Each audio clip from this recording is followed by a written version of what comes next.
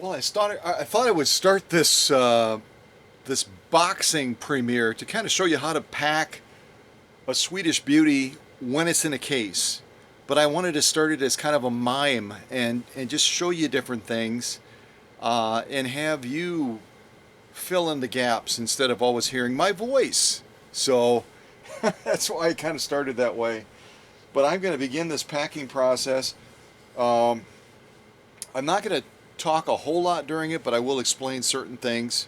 And then when this is running live, you can always certainly type in the chat any questions that you have about things that I've done, why have I done it, that sort of thing. So I'm going to set this extension bed to the side for just a minute, and we're going to focus on the machine itself.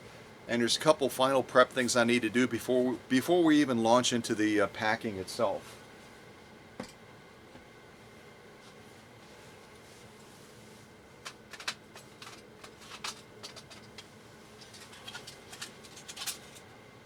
So again, my goal when I send off a machine to a customer after it's been premiered is I always want to make that machine, once it's been unboxed on the other end, I want to make it as easy for that customer to step into, to make a transition into using that machine with little or no delay. So it's going to have a fresh needle. It's going to have a bobbin that's adequately filled that the customer will be able to begin to get acquainted with the machine and do some sewing with it. It's going to be threaded up.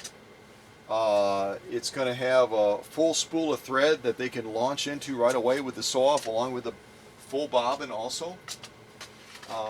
It's a whole idea of setting that customer up to be able to immediately fall in love with a machine, whether it's a Swedish Beauty or whatever the make and model is. The goal is to make it as easy for that customer as possible. And the customer in this case with this packing video is Annette, who lives down in the great state of Texas. And Annette, some time ago, reached out, I think it was back in June, and wanted me to source her a Swedish Beauty. And this is the machine that I eventually received from Oregon that I could take through my finalization process and ensure that it was fully restored, ready to go to work for her. So this is going to head down to Cypress, Texas, to Annette Stover. And I know she's going to have a lot of fun with this beautiful, beautiful machine. So my theme on music during this packing video is going to be kind of a jazz blues style. And so you'll hear quite a bit of that during this packing video. And if the packing video goes longer than the music I have, then I'll probably change genres and go to a different type of music. The first one was called Pouring Out. The next one is called Lukewarm Hazy. Lukewarm Hazy. Here we go.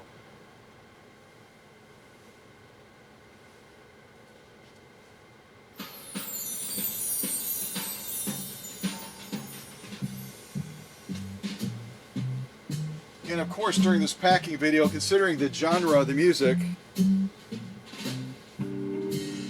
I've got to have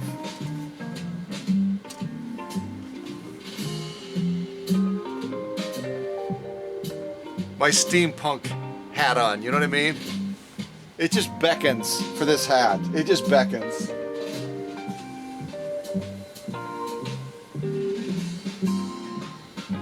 Alright, so let's go ahead and get a fresh needle in there so that when Annette gets this machine down in Cypress, Texas, she doesn't need to be concerned about that.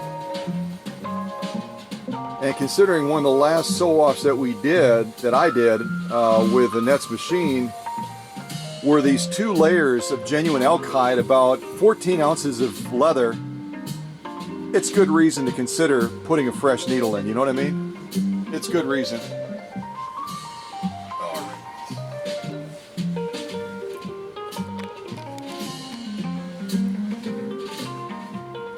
And whenever you're transporting a machine, you always want to make sure that that presser foot is down and that the needle is down into the material so that needle doesn't get bent while it's in transit.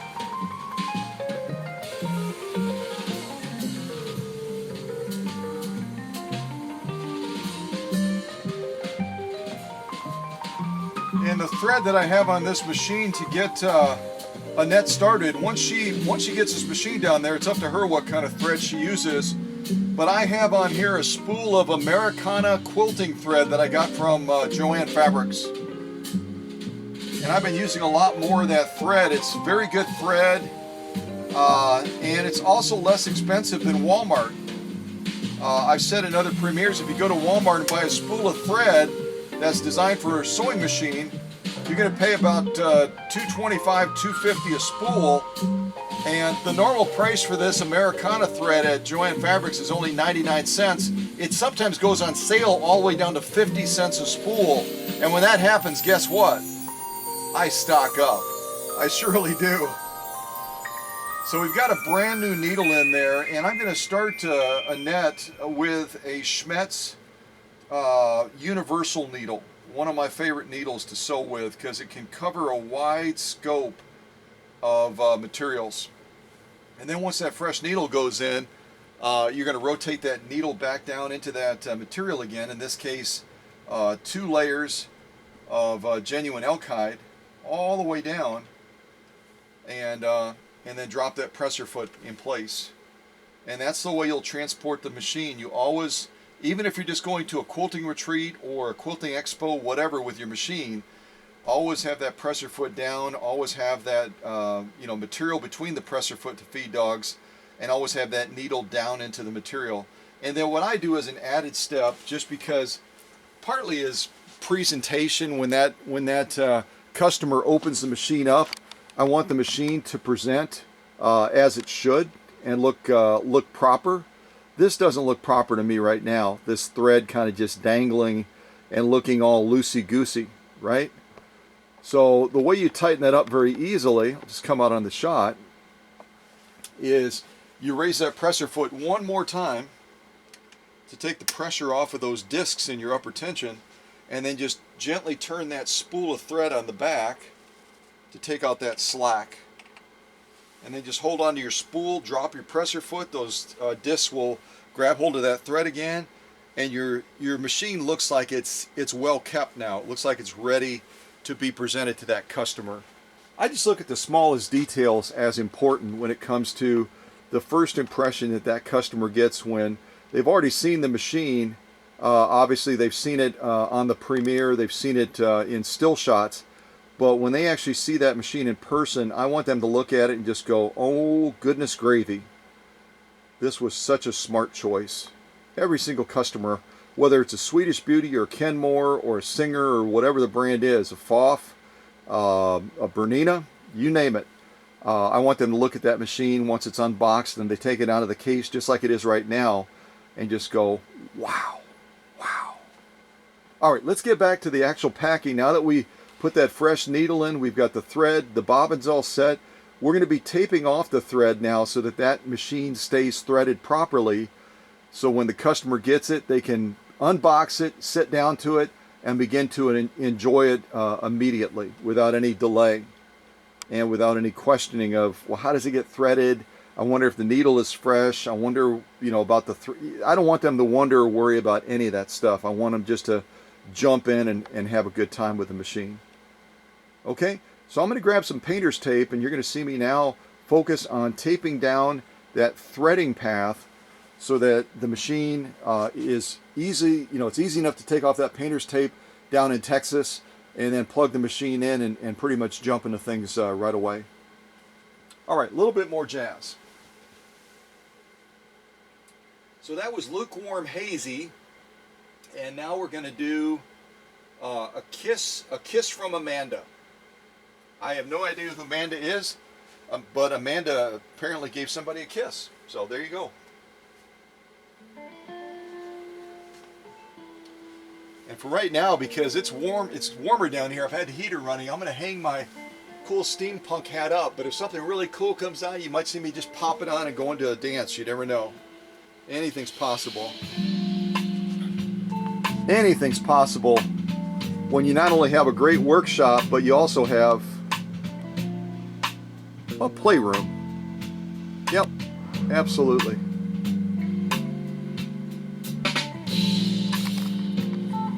All right, and I'm going to shut this heater off real quick because it's going to get probably too warm as I'm moving around doing things down here.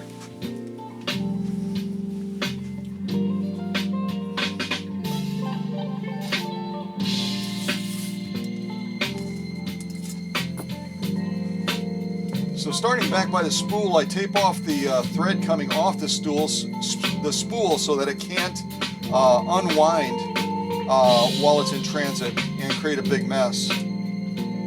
So I just basically tag down that thread on the spool, and then I also run a piece of thread over the top of the spool to kind of anchor it in place.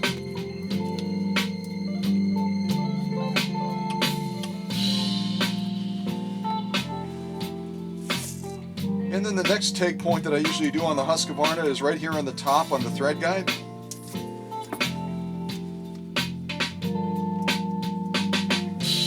Again, you only want to use a painter's type tape because it's got a low acidic value and it's got a sticky side to it, but it doesn't damage the paint patina. You got to be real careful about what kind of tape you put on a sewing machine. So now what we're going to do is we're going to anchor the thread that comes down to the tension control across the take-up arm and around the front of the faceplate all the way to the back. So we need a fairly good sized piece to do that.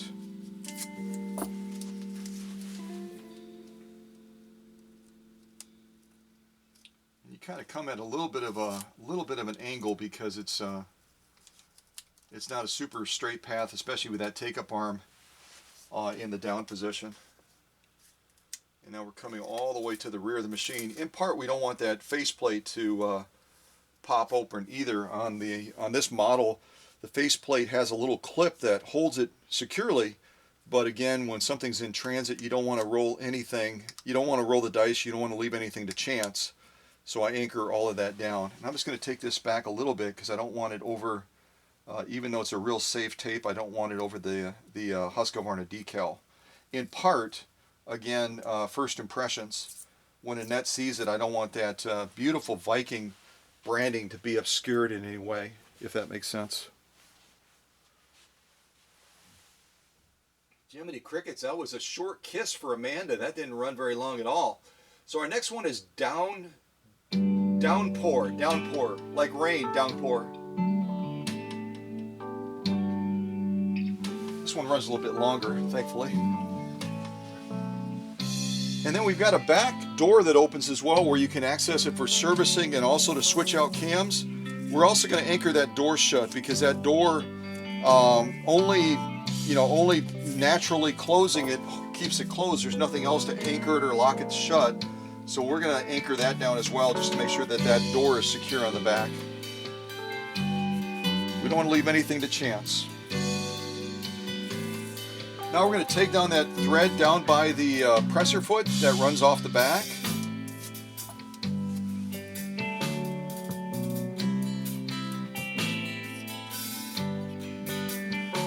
And I'm just going to shorten those tails just a little bit. They're longer than they need to be.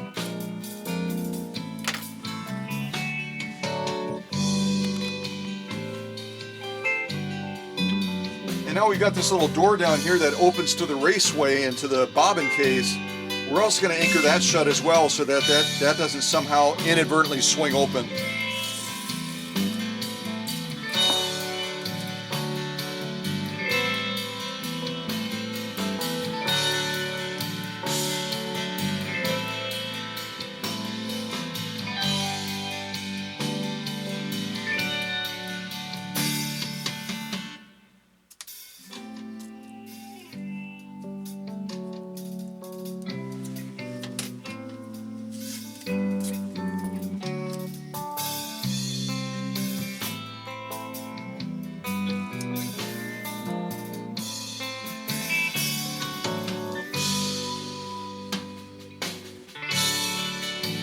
going to move this case out of the way for right now.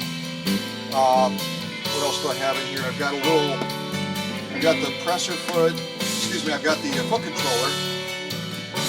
I've got the foot controller, we'll take that out. And then I've got the accessory box too that I'm going to take out. I hadn't told Annette about this, but I wanted to give her an original accessory box that's going to have her extra cams, some pressure foot attachments, and some other fun goodies in there as well that will just be a fun surprise. Well, I guess if she watches this, it's not going to be a fun surprise, but at least it'll be a fun surprise when she sees it during this boxing premiere of her machine. So I'll set that to the side as well, and all of these are going to be wrapped and padded separately.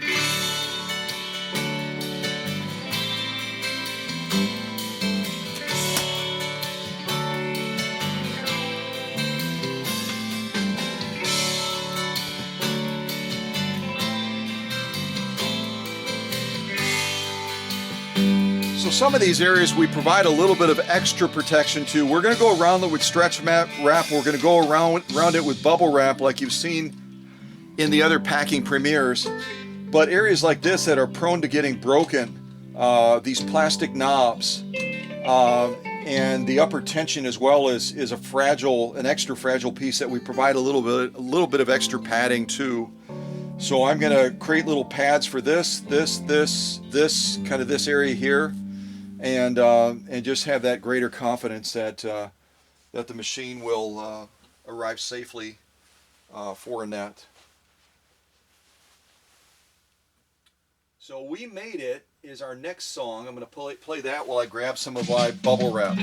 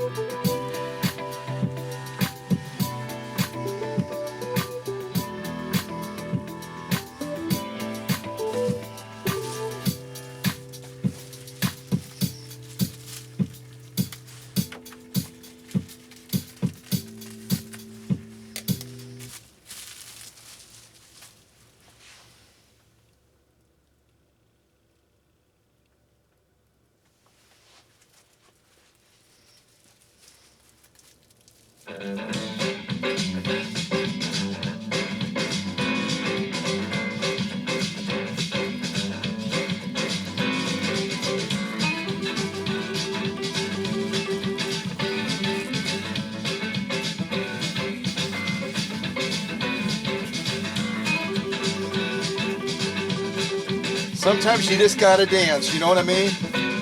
I know you do.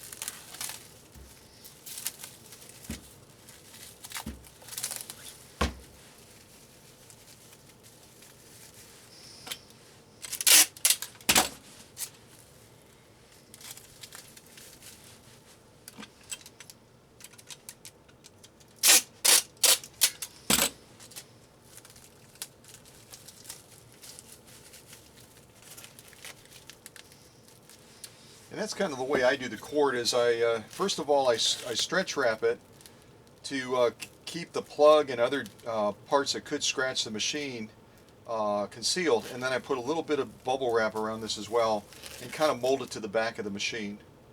And then once we stretch wrap around the entire machine, it'll hold this and all the other tag points down very securely. So I'm going to grab a little bit of bubble wrap from here.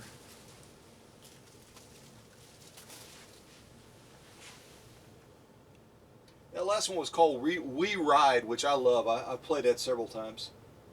This is called Road Trip.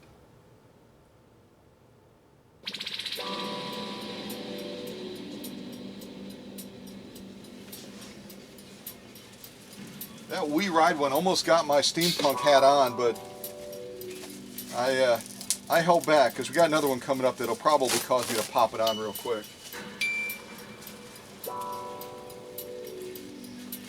And it's personal preference, but I always put the bubbles out almost like little airbags when I'm wrapping around something.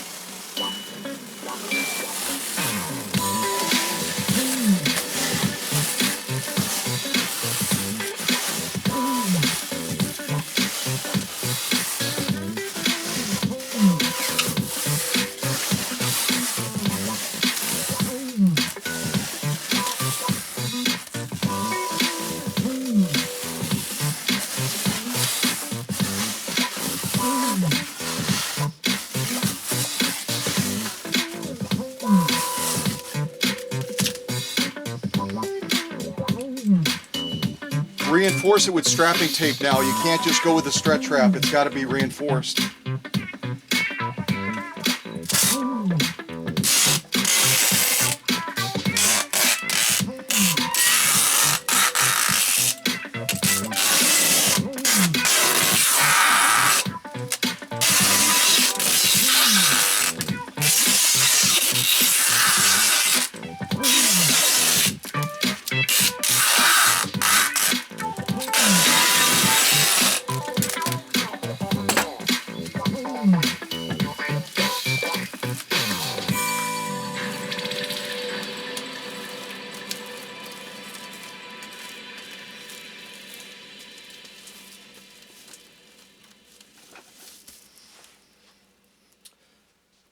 Once I put on this next piece of music, which I think is Backyard Barbecue, I love it. You'll love it too.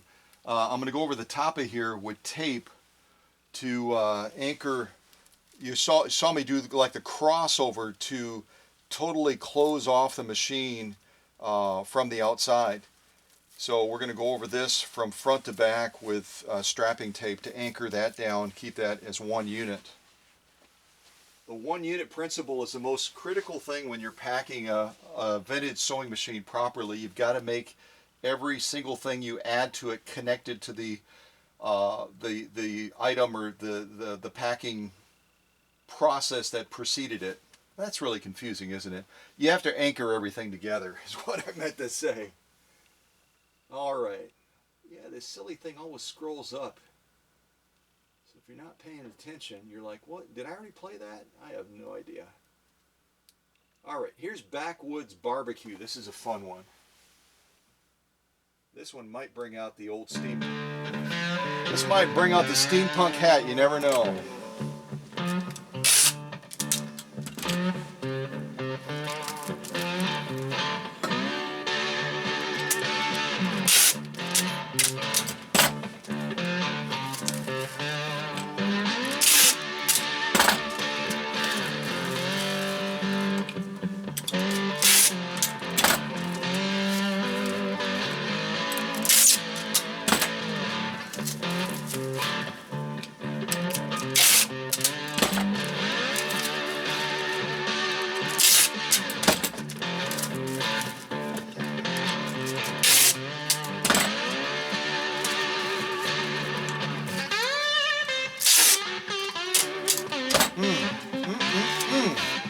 That is some guitar playing right there. If that's what they play at the barbecue, I'm lining up right now. I'm lining up.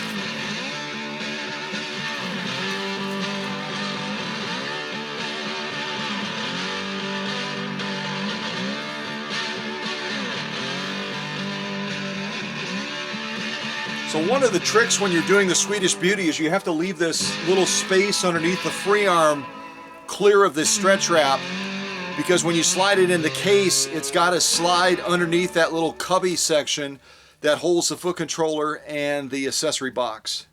So do not close off this section right here where I'm touching underneath the free arm. You got to keep that opened up so that you can slide this into position in the case. Otherwise you're going to be stuck. So when you put on the bubble wrap as well, you're not going to go all the way to the bottom. You're going to go stop right about here at the base, come around the edge of the free arm, and then again leave that space underneath open. That was a fun tune, wasn't it? Backyard Barbecue. Backyard barbecue, which is something that we do in Wisconsin year-round.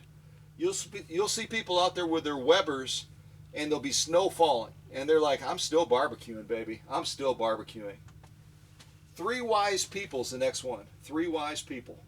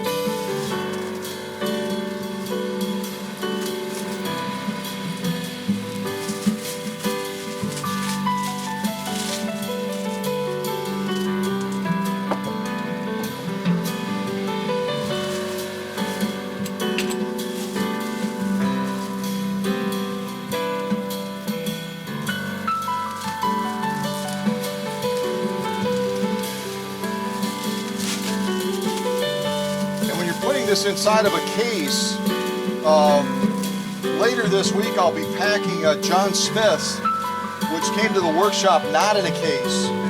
The packing method on that will be slightly different. Whenever you're trying to protect something but get it into a case where there's limited clearances, you've always got to consider the thickness factors as you're adding layers to that machine.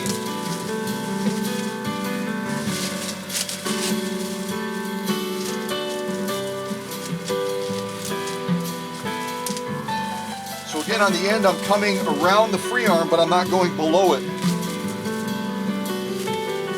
And I typically put about 3 layers of padding on the inside of the machine. That's going to go into the case.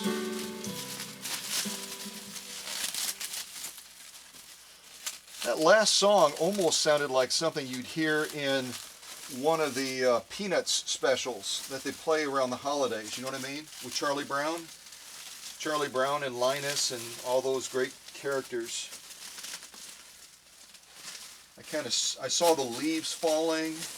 I don't know if you visualize things when you listen to music, but I sometimes do, and that's what I heard with that last piece, was kind of a Peanuts movie, and starting to change from season to season. So we've got 3 layers on the back right now. Actually, we have 3.5. I've got 3 layers on the front, so I'm going to tuck this around the back, and we're going to tag it down with strapping tape. And then we're going to anchor it down to make it a single unit with stretch wrap, and then we're going to anchor that down with strapping tape. So we kind of go back and forth between those 2 different types of packing materials throughout the whole process. Okay, so again, recommended thickness inside of the case is going to be right around 3 layers, front, 3 layers, sides, back, etc. Alright, let's get a little bit more music on. This next one is called Peacefully. We'll see what this sounds like. Peacefully. jazz blues style. And I'm getting real low on my wide stretch wrap, but I've got more rolls of this, so I'm going to grab one because we're going to need it pretty soon. Matter of fact, I might just swap them out. Look at Mom, it's empty. Wait, Shazam! Woo! Wow.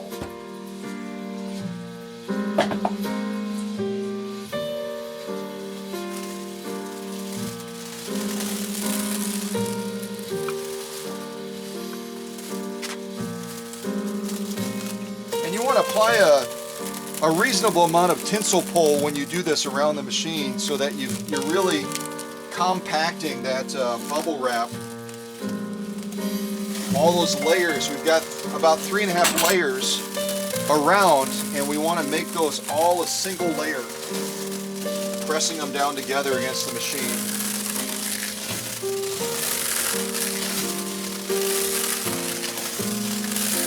And I kind of go up and down a couple of times. I don't just go up once, I go up and down.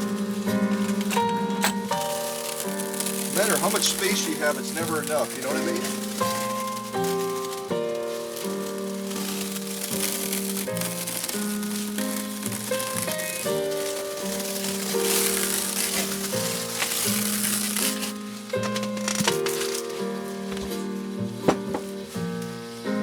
Now we're going to anchor this down with strapping tape.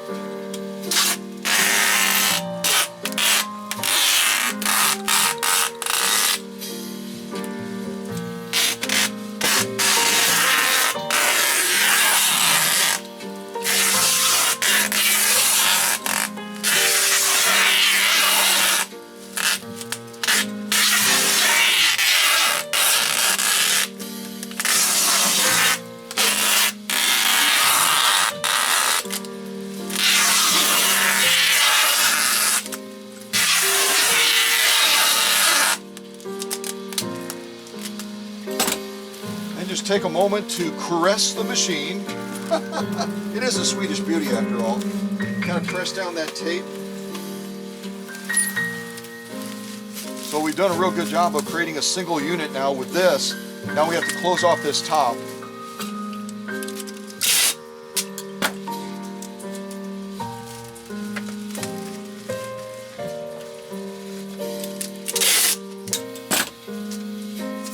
And I was kind of just push the front to the rear and pull the back to the front to kind of just close it off. Almost like if you're doing stitches on a wound, you're going to pull those two pieces together so that you've got a nice finished piece. And you don't have any scars. You don't want any scars on a Swedish beauty, right? All right, a little bit more music and we'll continue the process here. So that was called Peacefully, and now we're going to do Ginormous Robots. Ginormous Robots. Boy, that title always gets me. I don't know about you.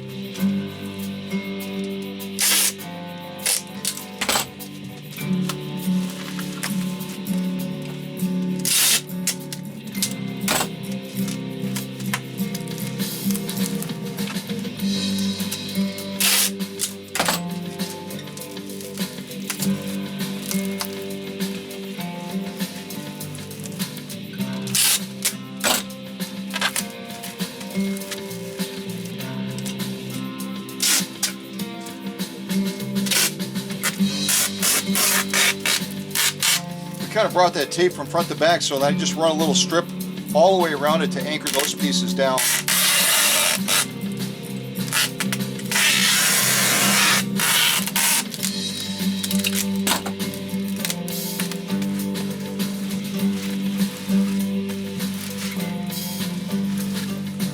So there's the front, as you can see in the shot, base plate area.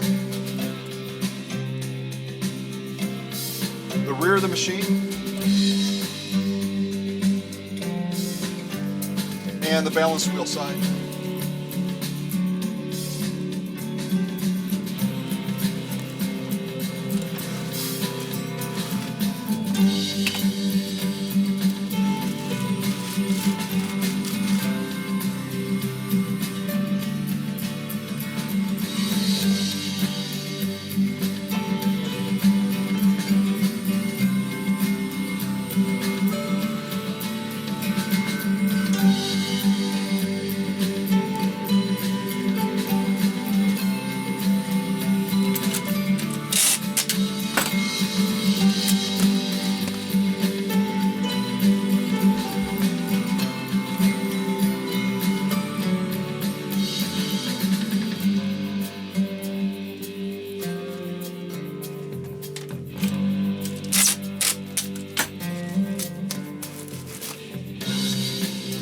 That's almost a little bit overkill, but I always do it as a habit because when you take it out of the case, one would assume, although you can't make assumptions about anything these days, that the machine front would be facing out. But that when I made that run recently all the way to Minnesota to save that machine that had got run over by the car, the lady actually had it in the case upside down and backwards, not making it up. And then because she couldn't get the case closed, she went ahead and had bungee cords around it. So I don't take anything for granted.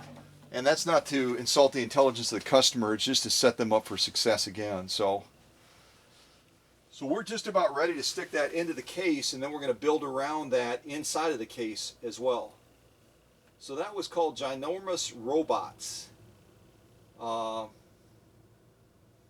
This next one, I don't quite like the title considering the activity that we're engaged in right now. The next one is called Crack the Case. So maybe that's the Postal Service saying they're going to put my packing job to the test. Go for it. Go for it. I'm ready to be tested. I'm ready. Go on. Of course, you mess with a Texas lady's machine and she's going to come up here and shoot your porch light out.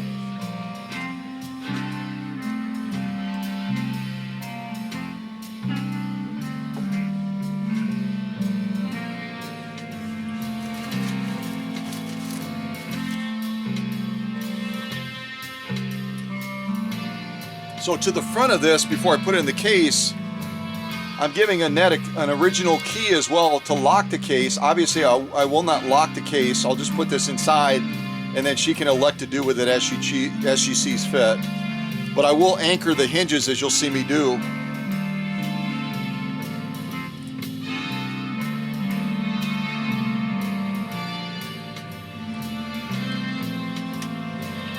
So I'm just writing case key on there.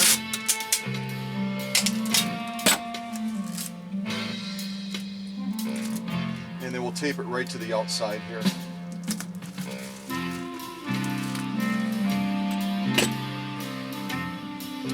Actually, you know what I'll do is I'll just put a little piece of tape over that key as well that you can easily pull off so that it's not flapping around.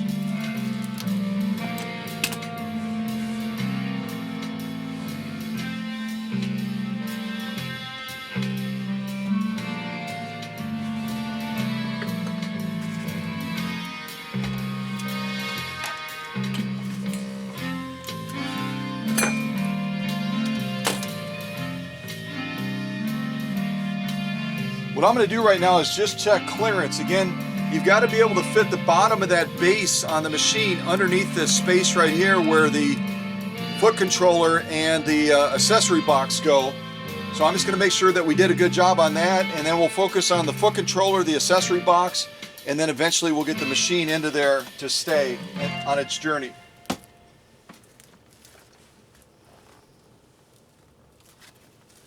You can see we are snug as a bug in the rug, and that's good. And I usually slide my hand in that empty space right there and just kind of wiggle it in gently. It's a little bit of a process, to say the least. And you want it to be snug, that's okay. So there we've got it inside. We're obviously going to, once we get the foot controller, the accessory box in there, these gap points over here, this gap point over there, we're not going to leave those like that. We're going to fill it with bubble wrap to immobilize that machine. But right now we just want to make sure that the case will close as it is, and then we're good to go. So we did a good job. Give yourself a thumbs up in the chat right now, or a smiley face, because you did a really good job. All right, so now we got to reverse this and get this silly machine that we just wiggled into there, wiggled back out again. I need some wiggle music. Hold on. That didn't sound like Crack the Case at all. I don't know what that's about. We're going to put on Remember September now. Considering we're already in October, heading into November, I think this is late, but that's okay. We'll play it anyway. Remember September. So I'm going to reach around like this, lift up a little bit, and just kind of wiggle it gently back out of there again. I'm going to set it right over here to the side. And now we're going to focus on that foot controller and that accessory box.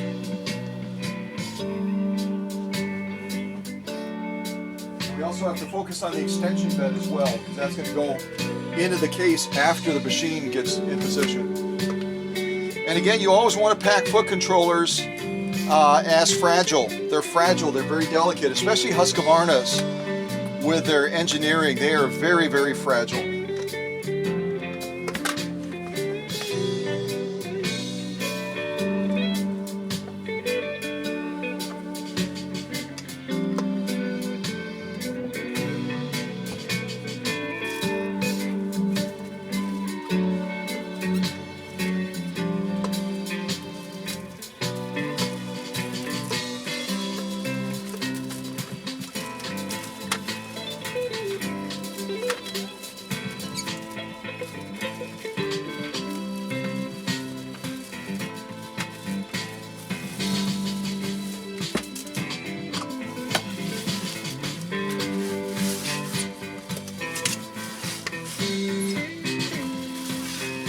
It's going to sound silly, but I compress it a little bit, almost as if you're pushing it with your foot, because we gain space that way, because we're going to be adding a couple layers of bubble wrap around it. That way it'll still fit in that cubby. That cubby space is designed for the foot controller, fully extended, so if we compress it and then we add the layers of bubble wrap, we'll still have enough clearance to get it in there, and it'll be nice and snug.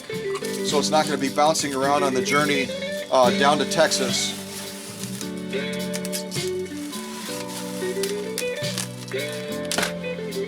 So what do we do with this now? Just throw some bubble wrap around it and we're good? Nope, we're going to anchor it down with strapping tape, right? Anchor it down with strapping tape. Once I find my tape, there it is.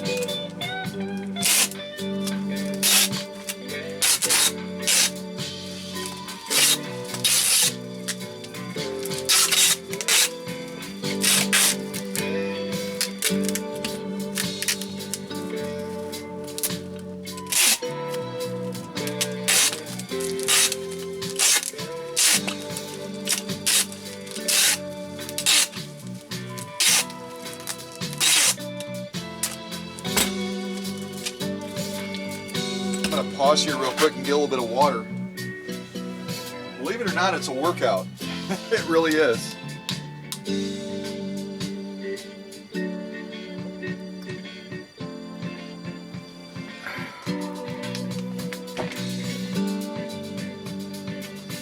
All right, let's get some bubble wrap now and protect that foot controller.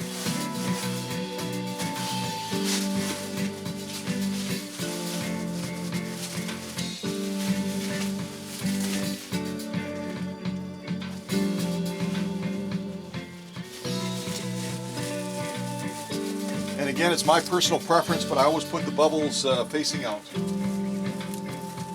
It just seems like that'll keep them a little bit more effective, you know, make them a little bit more of a padding system, as it potentially would take an impact from the outside. If those bubbles are facing out, it's like the airbag deployed on the car, you know what I mean?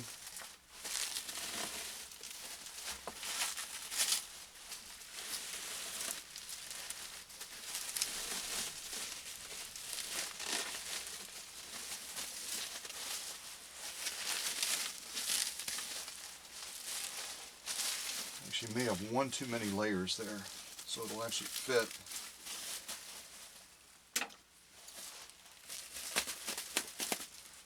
There we go.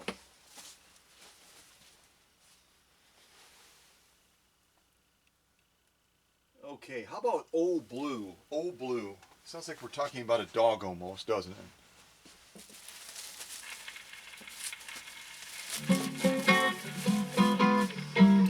Oh yeah. I've said this before, I'm seeing a pitcher of lemonade. We're on the porch. Yeah.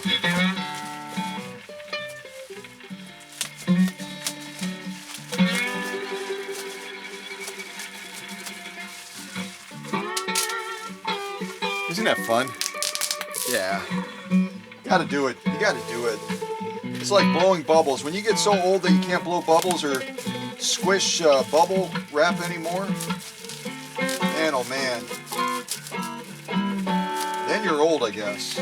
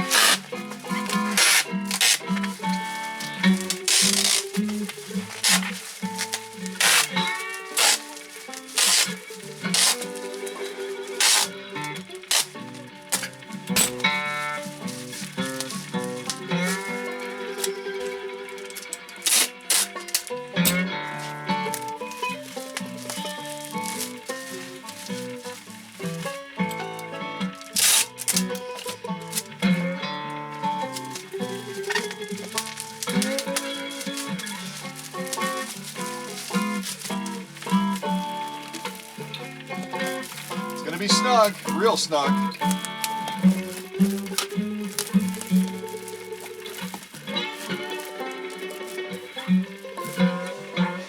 Ah! Yeah, baby. let me tell you, that thing's not going to go anywhere. That's there to stay.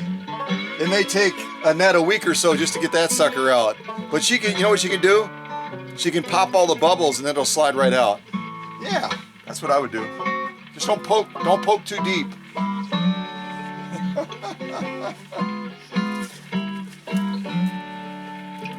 Oh, reverse. I almost messed up. I started to put stretch wrap on that, but what do we have to do first with the valuable contents inside?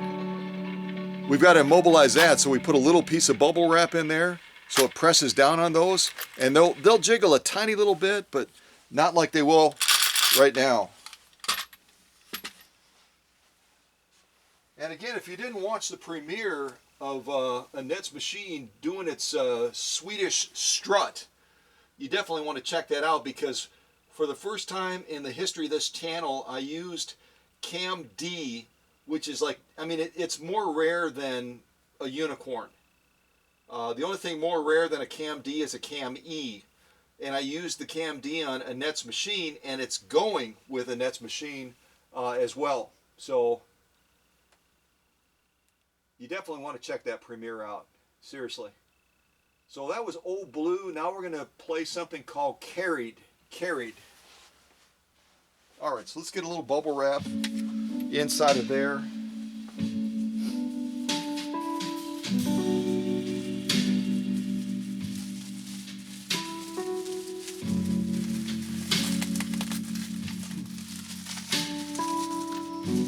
Just want to kind of layer it like that. See how I did that? I kind of rolled it over a couple of times, and I'm just tucking it down inside of there. And then we're going to add the lid to that. So now, if you can imagine that lid pressing down on it, we're going to stretch wrap that. That's the way it should be done. And you'll see a lot of people just shipping the case like it is, and that stuff will be bouncing around all the way. And sometimes there's a mixture of plastic and metal in there, which is, I mean, that's not too smart. So I've got the lid on now. Now we're going to stretch wrap this down.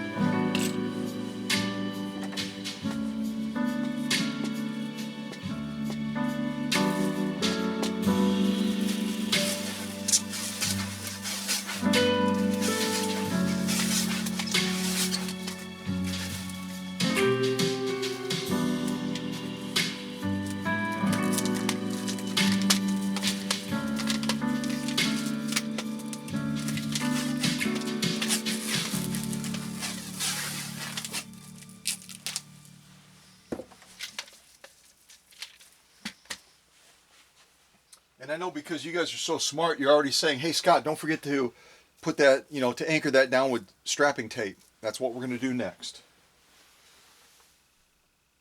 All right, this one is called Shine Your Little Light.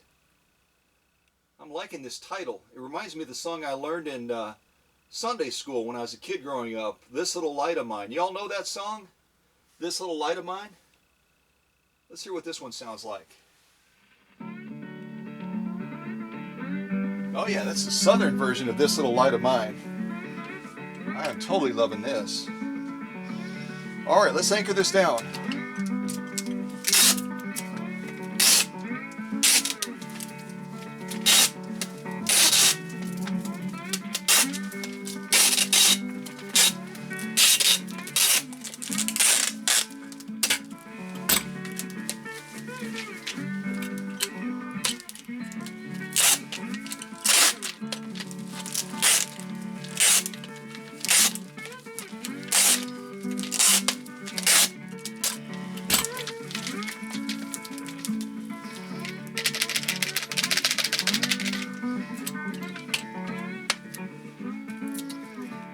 When I was with the military, some of the training that I did was out in Irvine, California. If you're from California, you probably know where Irvine, California is.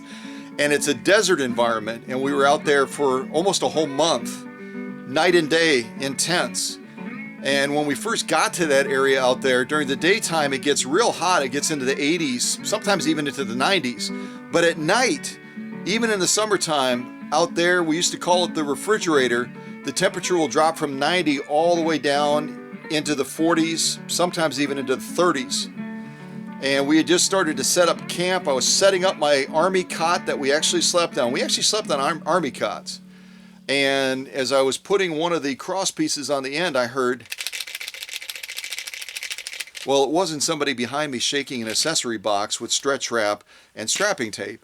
It was a rattlesnake. And without even realizing what I was doing before I did it, and this is the God's truth, I spun around with that cross piece that I was getting ready to put on the cot. You kind of slide it in the end of the canvas and then you anchor it. You kind of torque it over and it locks in place to secure that cot. I spun around with that metal piece in my hand and I just swung in the direction that I was hearing and I killed the rattlesnake. That's an absolutely true story. And because in my area in the chaplaincy, we would always have a lot of interaction with the medics. I took that dead rattlesnake and I went over by the medics with it kind of behind my back. And I said, hey, I got a gift for you guys as you're setting up camp because we're finally done, doing jumps. We would jump from one spot to another as if the enemy had found our location, and we go to another location, and then finally we were going to end for the night. It was probably, it was late. We had a lot of moonlight. It was probably going on 11 o'clock at night. And I threw that dead snake on the back of their deuce and a half, which is a large truck. I've never heard men hit notes that high before. I never did. The girls that were on the back that were medics didn't scream at all. The guys, at any rate, like I said, ladies can be real tough, especially if they're from Texas. All right, so that last one was called Shine Your Little Light. The next one is called Pale Rider Blues. Pale Rider Blues. Let's put some bubble wrap around that.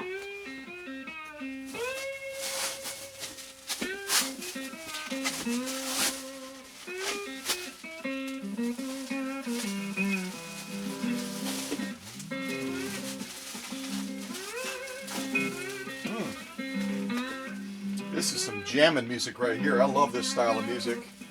If I hear a harmonica, I'm going to be jumping all over my harmonica. You know that. And if you're new to this channel, you haven't heard me jam on my harmonica, I'm getting pretty good on it. I actually hit more notes than I missed now, which is, that's the sign of success in my book.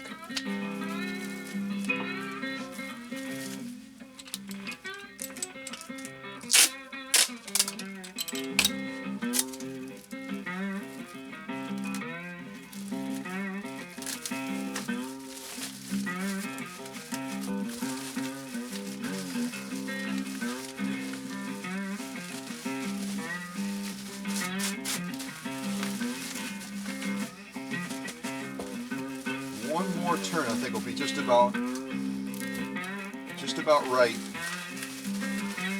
All right, that's where we're stopping. We got a little bit of excess. We're just gonna have to trim it off. Just have to trim it off.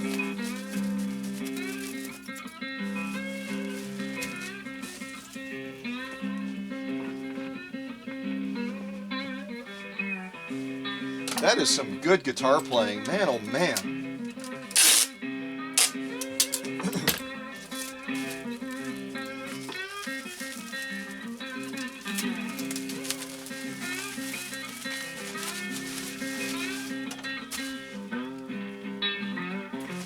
And again, I would just trim off the edges just so it's not overly bulky.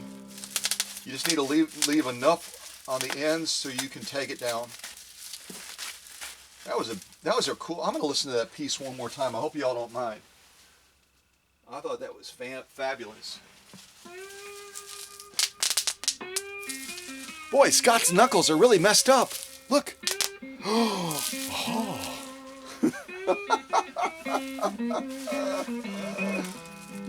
Oh. Folks, it's a playroom. If you don't like playrooms, you're in the wrong spot. We learn and we have fun. That's what we do here.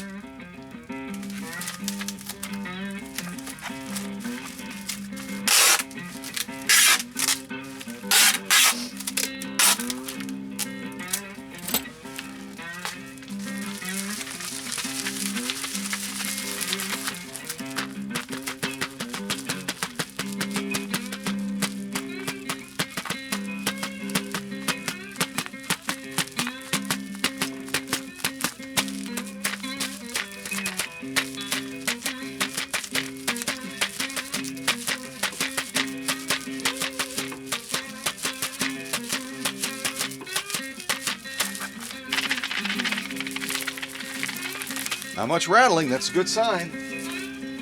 All right, let's see if we can get it in that little cubby now. Here's the test. It's going to be really, really tight. Which is the way we want it. We want it to be super snug in there, but we may have added one layer too many. We'll see. We'll see.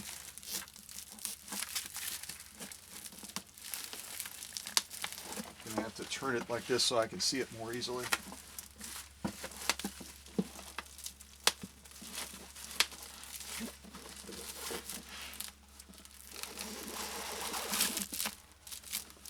Like I said, that's going to take Annette a little time to get that out of there. And then you can snap this little leather strap. If it'll reach. It might not reach with that extra bulk in there because of the extra bubble wrap and such on there. It's going to make it a little bit tough to snap that. So we will anchor it with a little piece of painter's tape. But that's the way you want it to fit in there. You want it to be super duper snug. Super duper snug. So that it's not bouncing around. What did I do with my painter's tape? I mean, it's a big roll that's blue. How can I lose that? Y'all see it in the shot? Oh, I see it now. The pirate took it. It was right over by this little guy. You remember him from the giveaway that I did for that 1885 Singer 12K hand crank. He took my painter's tape. All right, I won't do that. All right, so the next one is Black Terrier Blues. Black Terrier Blues. Here we go.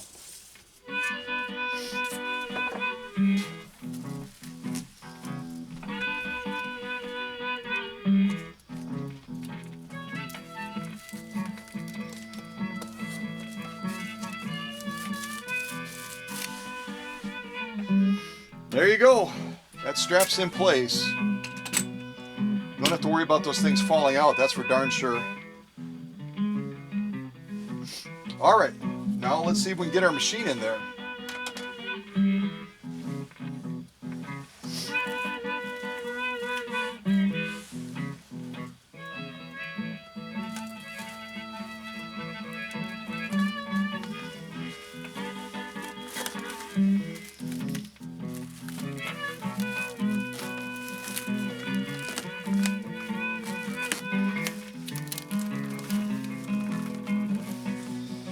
Can we close it? That's the thing. Are we going to be able to close it?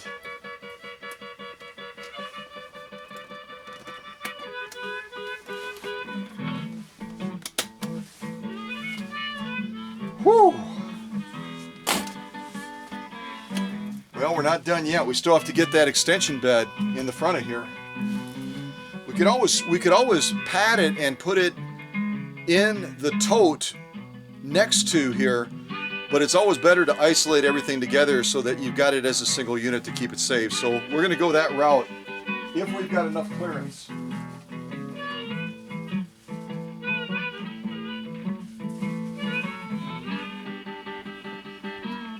We're going to kind of push the limits a little bit here because I'm going to add the owner's manual and also these sew-offs as well to the top of this. But I'll try to, we're going to put it in with it facing away from the machine. So I'll try to put the heavier spot on this end because it looks like this is going to be punching out a little bit further. This is going to be a little bit further tucked in.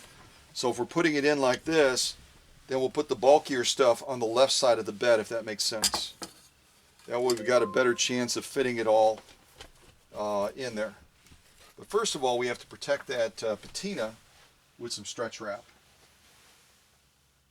World War Blues is the next one. World War Blues.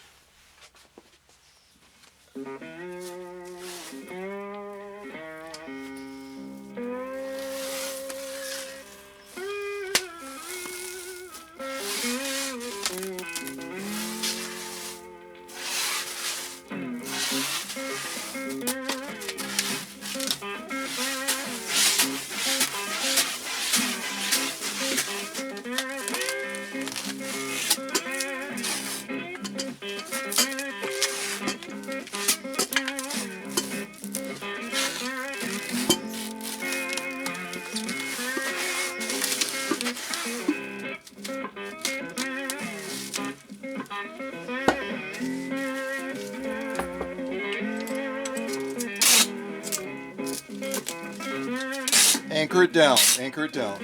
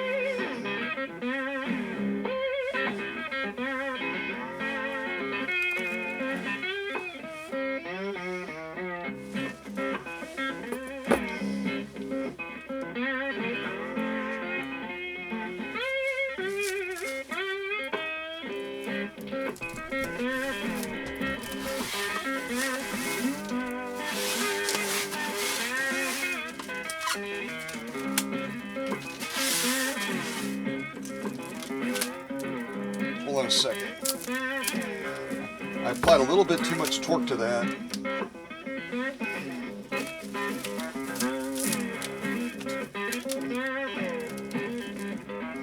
I'm going to spin that around. I've got that that binding on this side right now for the owner's manual. I'm going to flip it around. I did that so I would have a little bit better clearance, but the torque of that stretch wrap is going to potentially damage that binding, and then the pages will start to fall out of that manual for a net. I don't want that to happen. This will compress a little bit anyway, so I think we'll be good.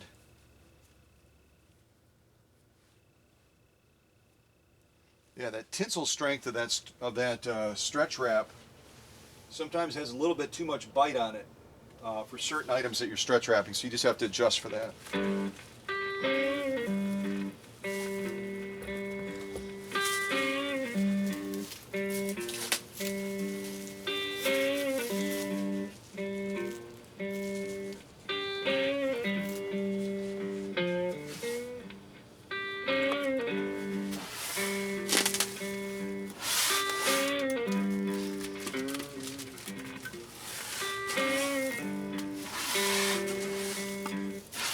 See how that's laying now? That's better than facing the other way. Even though we got a little bit more bulk on this end, we still should be okay. And it's not going to damage a net's owner's manual.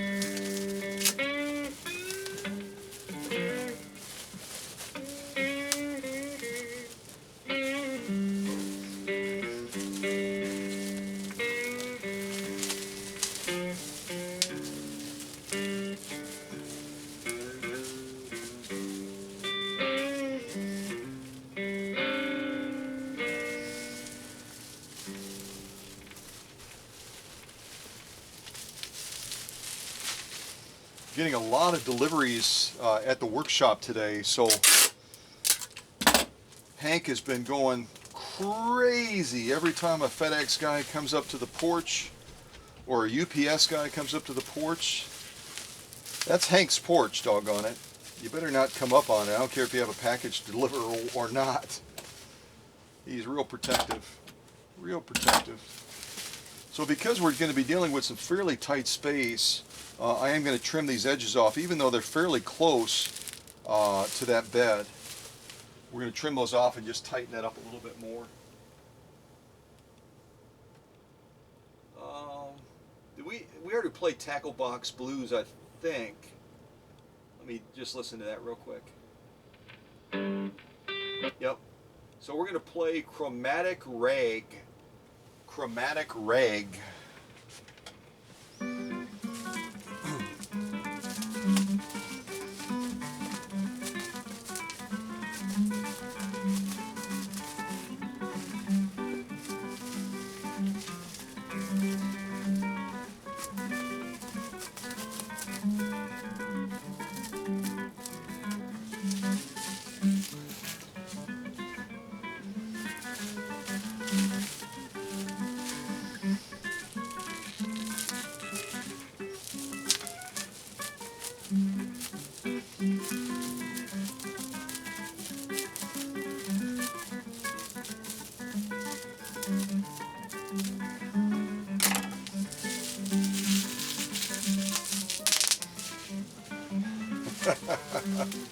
Had to do it, had to do it.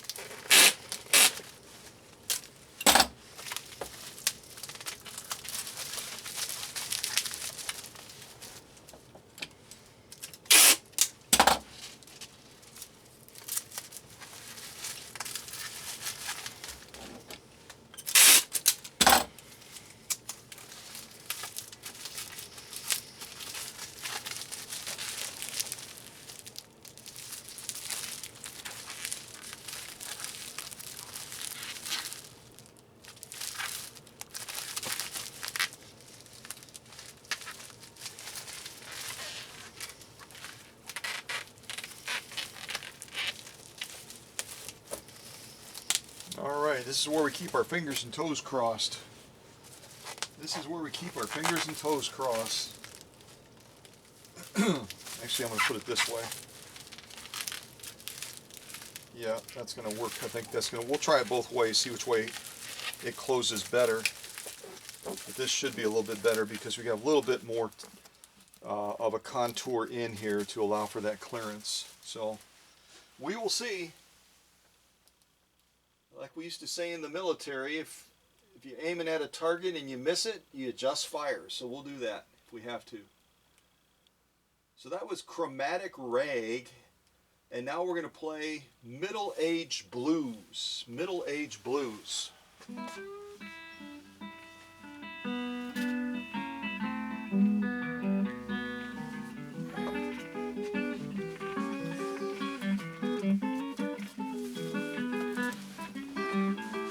Just going to check clearance before we pat around these sides.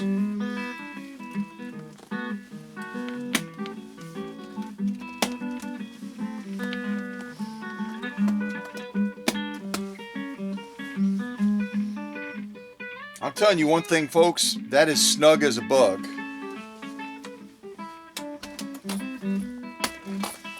That is snug as a bug. That may be more snug than a bug.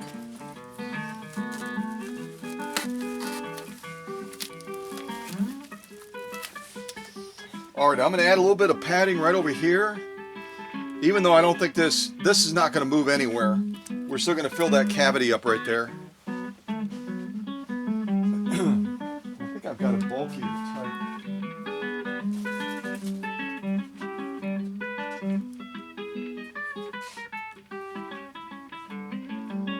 Yeah, this will work nicely.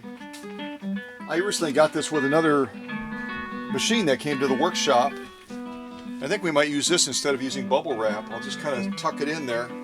I'm just going to have to cut these in half. I just need a little piece right here for this little space right here, which is only about maybe 3 inches by 1 inch. And I may not be able to cut this with those little scissors I've been using. I may have to get out the big boys.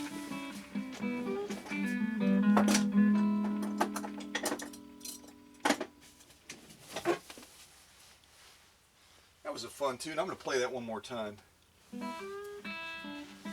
Alright, so we need just a little piece for this side. Let me see if I can judge that.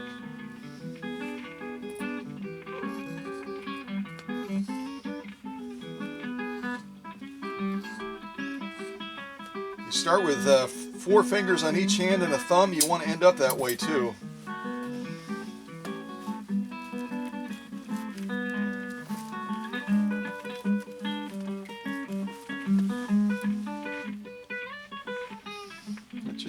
About turned out perfect. And then we need about, probably about 11 inches tall. I don't need made this whole piece. Cut it right about there. These are amazing scissors. Whoever made them, I'd like to shake their hand, but they're probably not walking the earth any longer, so I'll have to wait till we get to heaven. But they did a fabulous job with these scissors.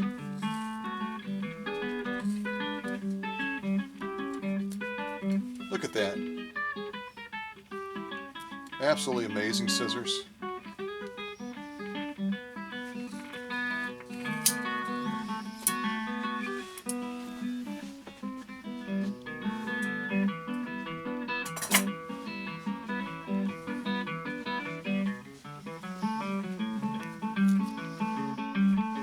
Yeah, I'm looking at the depth. This may be a little bit too wide. I may have to cut part of that off right there. I think I'll do that.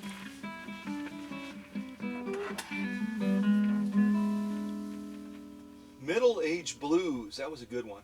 Now we're going to do empty bottle, empty bed. Empty bottle, empty bed.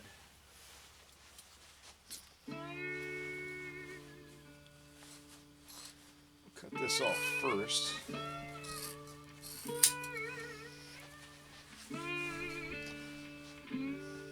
And if you're saying Scott must have pretty strong hands as well, yeah, I've been told I do. And that helps in a case like this, because this stuff is, I'm making it look easy, kind of like when I do sew-offs, but yeah, it's a little bit of a challenge to cut through even with these big old scissors. Gotta take off just a little bit more.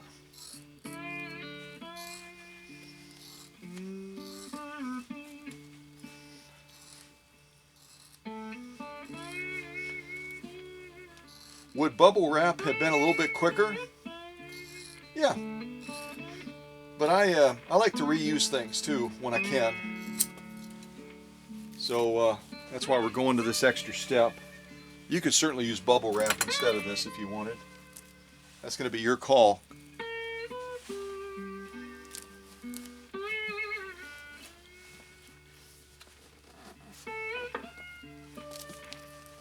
Still may have to trim it down a little bit.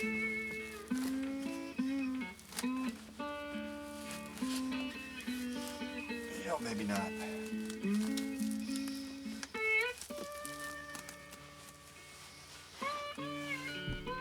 Well, there you go. Now we got to see if we can close this thing again.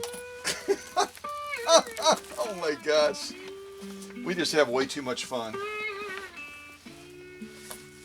All right, here we go.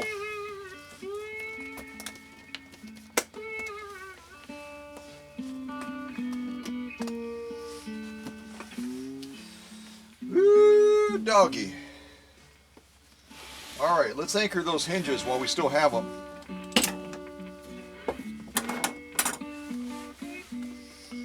So we don't want to have to depend on these latches. Plus, we want to take some of the stress off those latches because we've got quite a bit of pressure out right now on those hinges because of how tightly we packed it. Because we don't want anything moving around in there. So we're going to stretch wrap it down now.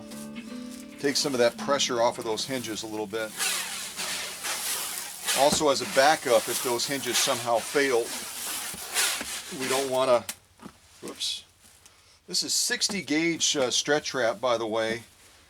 I normally had been buying 80 gauge. And if you didn't know that stretch wraps came in gauge levels as far as the tensile strength of the stretch wrap, they do. And I know little or nothing other than what I just mentioned. And what I'm doing is I'm kind of compressing that case in right now to take some of that pressure off of the hinges until I get several wraps around. I just broke it again. So I don't think I'll go with 60 gauge stretch wrap again. It's not quite strong enough when I really start to torque it down. And I've had it break a couple of times. So I've went around, I don't know if you counted, I didn't count, probably 10 to 15 times at least. So now we're going to anchor that down with some strapping tape.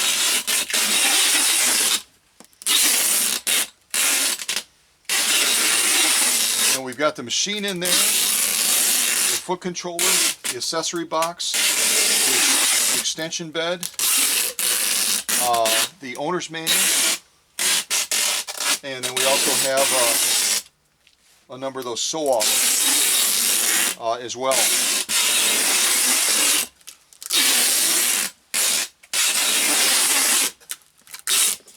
So I didn't count that either. We probably went around about 5 times, maybe 6. Kind of press it down a little bit. Making them all a single unit. If we have 6 layers of tape and then all that stretch wrap, we want to press it down so that we make it a single layer. Now we need to spin this around and do the same thing with this side as well. We're going to compress it in to take the pressure off of that hinge. We'll stretch wrap it in place, and then we'll add that strapping tape as a reinforcement. And again, we have the key on the inside, but rest assured, we're not locking the case, so Annette will be able to get to that key.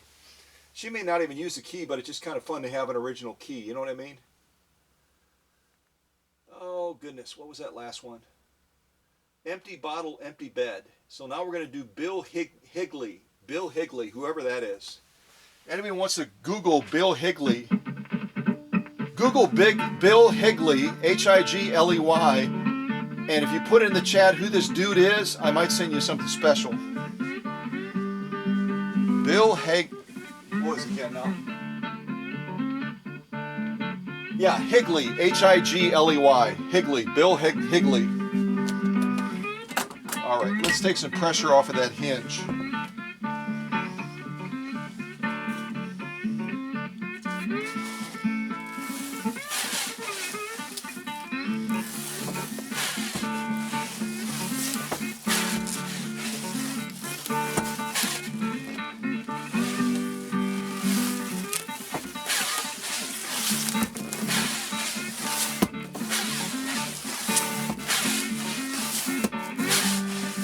I don't know if you saw me kind of grabbing it here and compressing it, but I squeezed it in so that hinge has little or no pressure on it right now. It's locked, but what's going to be holding that from putting too much pressure on the hinge is this strapping tape. So just a warning to anyone that would open this, like Annette or one of her family members, when they get this strapping tape off, they're going to want to press this in a little bit when they release that hinge so that they don't stress that hinge too much. And then obviously you can get all that padding out of there and everything, and the case closes beautifully when you're not packing it for shipping.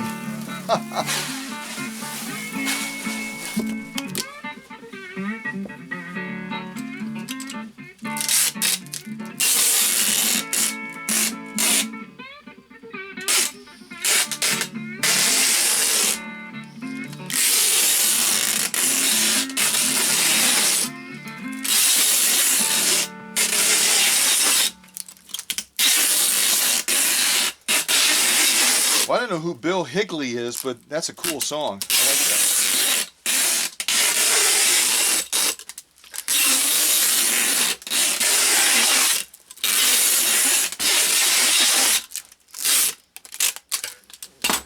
So again, just like the other side, we're going to press that down.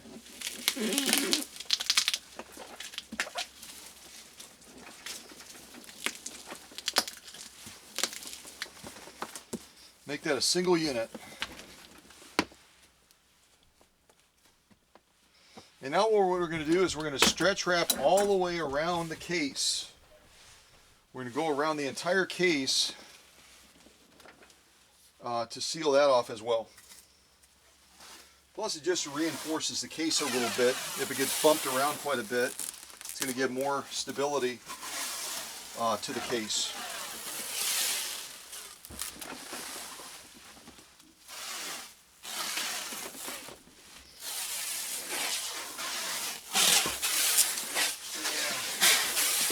Definitely go back to 80 gauge. This stuff is just not strong enough. Not for my use anyway.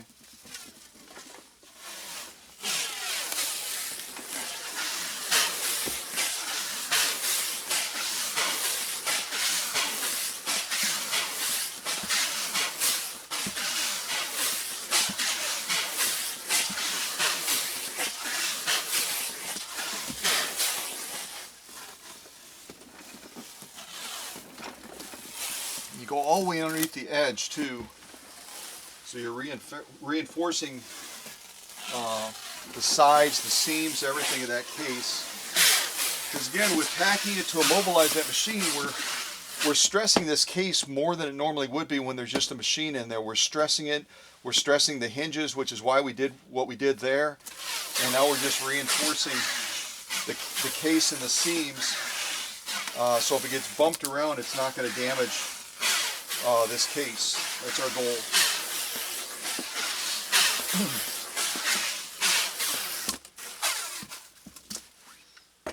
All right, so now we're going to anchor this down with tape, strapping tape.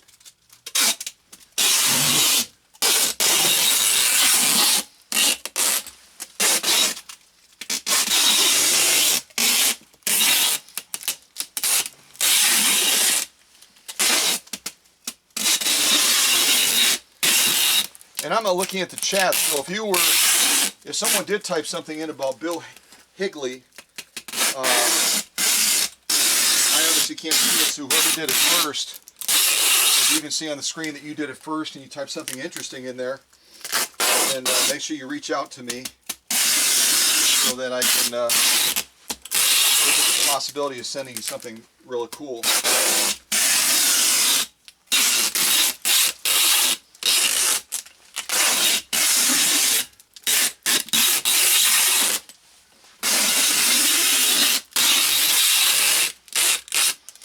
And you notice I go around and I kind of crisscross and I just do a number of things to try to have that strapping tape be an extra way of anchoring down that stretch wrap.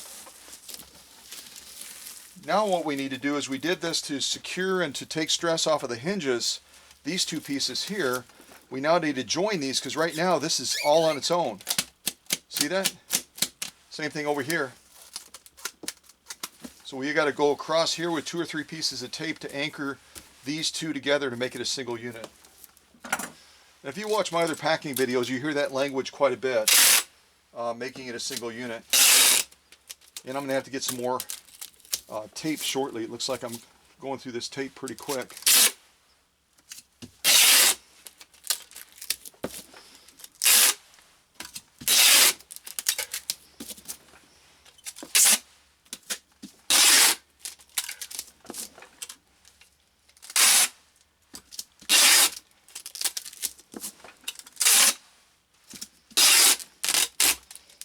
And some of you might be watching this and saying, my goodness, that he must buy tape and stretch wrap and all that in bulk.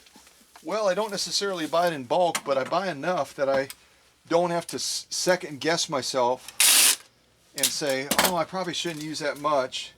I would much rather use a little bit more of either one of those and have that machine arrive safely than decide I was going to, scrimp on it a little bit and have that machine or case arrive damaged.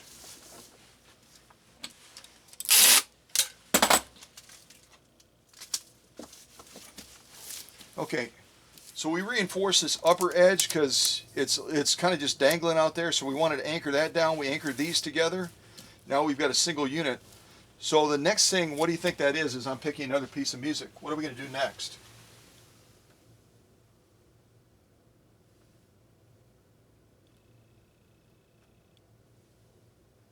This next one is called Lonnie J. If you said bubble, we're going to do bubble wrap next, you're absolutely right. Lonnie J.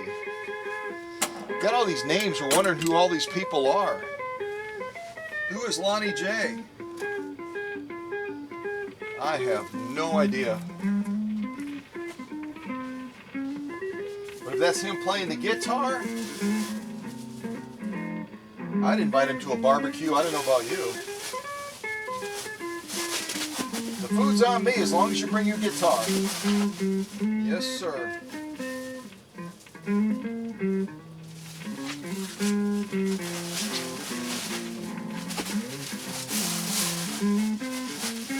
Now on the outside of this case, we don't have that space constraint that we did on the inside when we cocooned the machine and we put 3.5 layers around that, remember? Now we've got enough space that we can go around this. We'll probably put between 5 5 to 7 layers. 5 to 7 layers around this case.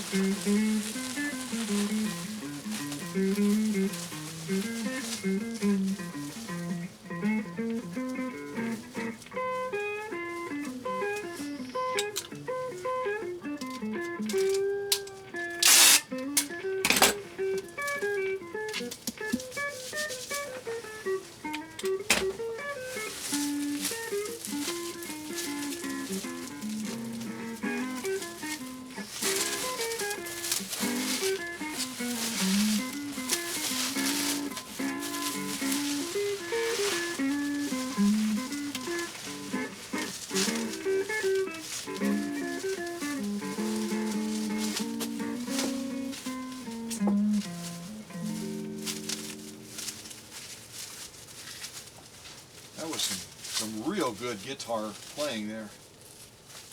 It makes it look so easy. Makes it sound so easy.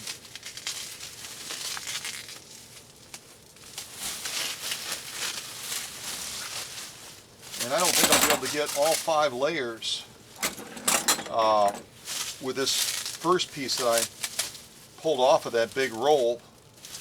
But I wanted to at least have it semi-manageable. Just because it's awkward to kind of maneuver it around this case and not knock everything off of my workbench.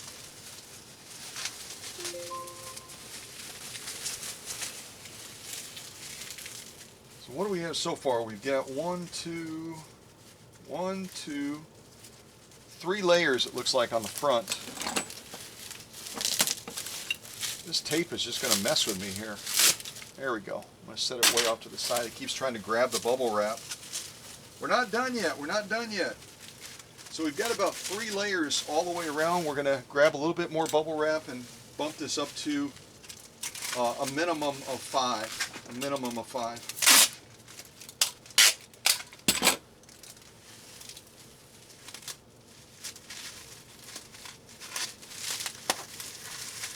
And you're not going to be able to keep fabulous tension on this when you're going around it, but you want to take it down with as much tension as you can. You don't have to be crazy about it because we're obviously going to stretch wrap this down and create that tension to make all these layers a single unit. So don't go frantic about it, but just do a decent job of getting it as tight to the machine as you can. So this next one is called 18 Cocktails. I'm going to get a drink of water while this is starting out.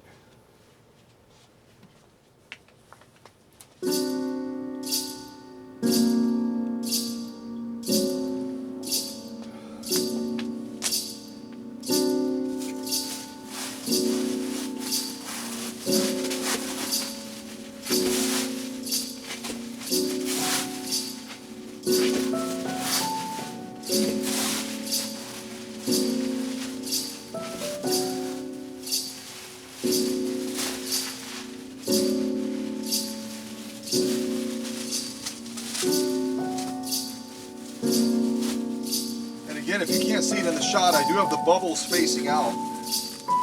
I've got the bubbles facing out.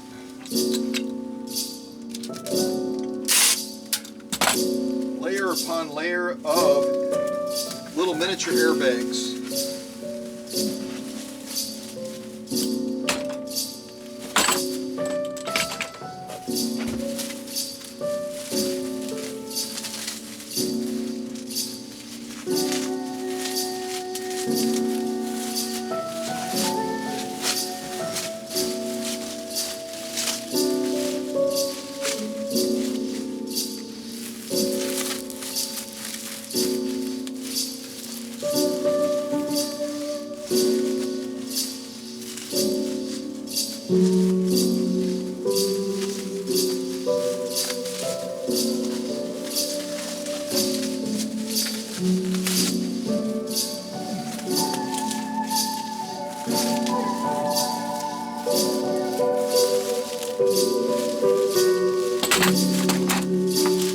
There goes that silly tape again. Let go, let go.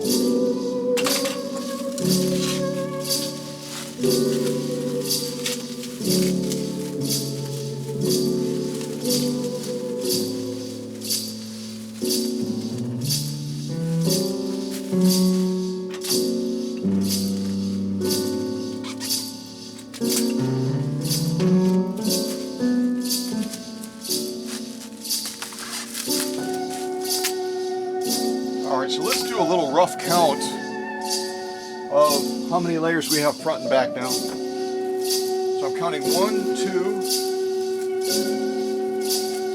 3, 4, 5. I've got 6 on the front. 1, 2,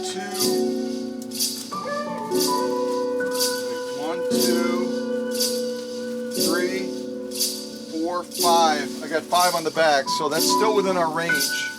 So what I'm going to do now is I'm going to stretch wrap this down.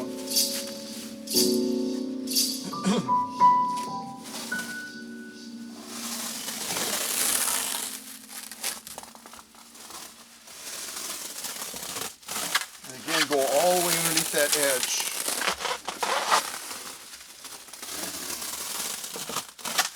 Try to tilt it back and forth and get around that edge a minimum of around 2 times.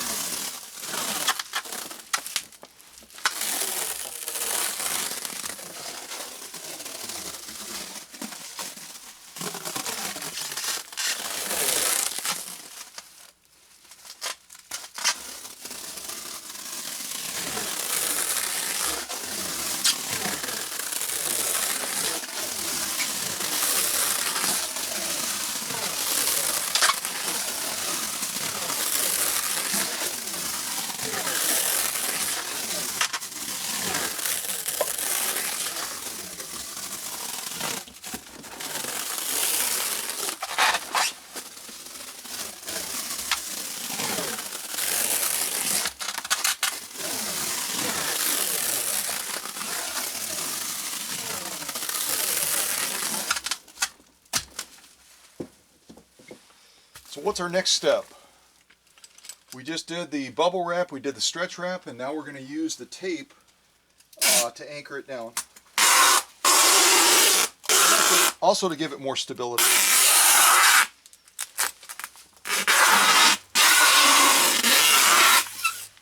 Yeah, and there we go. I knew that tape was running out. So we'll add the other roll I just grabbed. I packed a few machines, so you get a little bit of intuition about how things are going to go, and when you're getting low on something, you just kind of plan for it. So, and I usually don't do this on camera. I usually just do this in the workshop by myself, along with Dr. Singer and Herr Obermeister, Mr. Bean, His Majesty the King. And they're usually doing other things. So I just don't think about the process, but when you're trying to teach it, you got to think about it.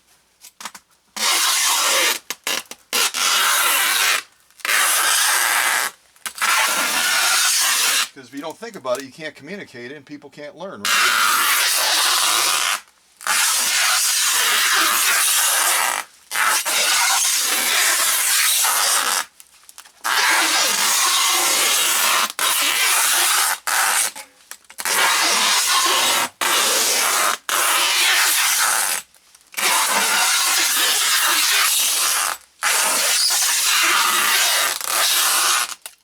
More importantly, if we don't learn, we aren't successful in trying to safeguard our treasures, right? So you just kind of press all that down, and now if I kind of lift this up a little bit and turn it, you can see we've got real nice protection all the way around the entire case to help it arrive safely down in Texas. But we've got the same predicament again. The more layers we add, the more we have to be cognizant of adding more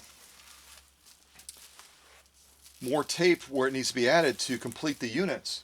So we've got this now, this bubble wrap, these last 3 layers we put on, they're dangling again. So we've got to anchor it to this again. We've got to put the tape over the top, and then I'll probably go around the edge as well to reinforce that. So the process continues. We have to keep, in a sense, repeating the same steps until we get to that final point of putting that last layer stage on there, and then we can finally go, whew, we're done. But then we have to focus on the top and the bottom after that. So why don't we take a walk through the park as we're finishing this up? That's the name of this next song, obviously, Walk Through the Park. Kind of sounds like you're walking through a park.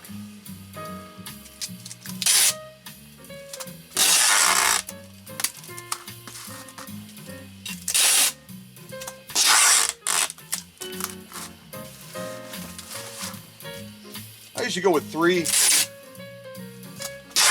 straps across on both sides. So now we made that a single unit right over here. Same thing on this side.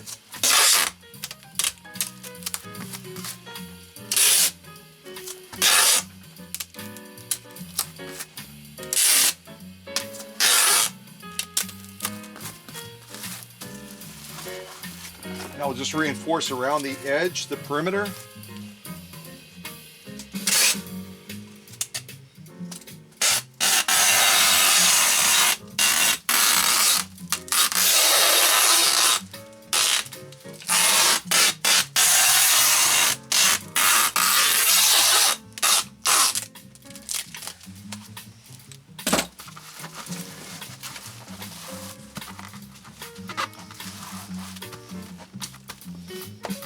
So now, left side, right side, front and back, I think we've done a really good job. Plus the machine has 3 additional layers protecting it on the inside of the case as well, along with us immobilizing it with that really cool purple stuff. So now we need to concentrate on, if there's a downward impact on this, this package, how are we going to protect the top of the machine, and ultimately how do we protect the bottom of the machine? That's what we're doing next.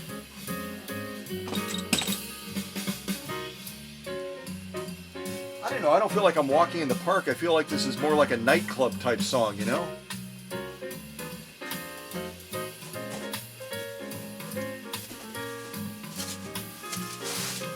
Alright, so we're going to create a little protection for the top as well.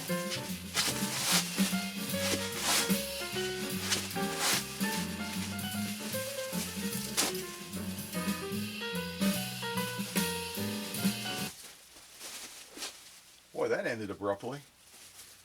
I bet you my internet went out. It didn't sound like the end of the song, did it? It sounded more like, okay, that streaming effect is no longer streaming. We'll see if that's the case. Maybe it did end like that. I don't know. All right, so our next one, assuming it plays, is Hedge Your Bets. We will see. We may have silence for a little bit as that internet is reconnecting again. Wherever you're watching this premiere, if you use Spectrum and you don't have this issue where the internet drops off and then it comes back up again, consider yourself very, very fortunate. Because that's kind of what it's doing in this neck of the woods now. That's what it's doing in this neck of the woods now.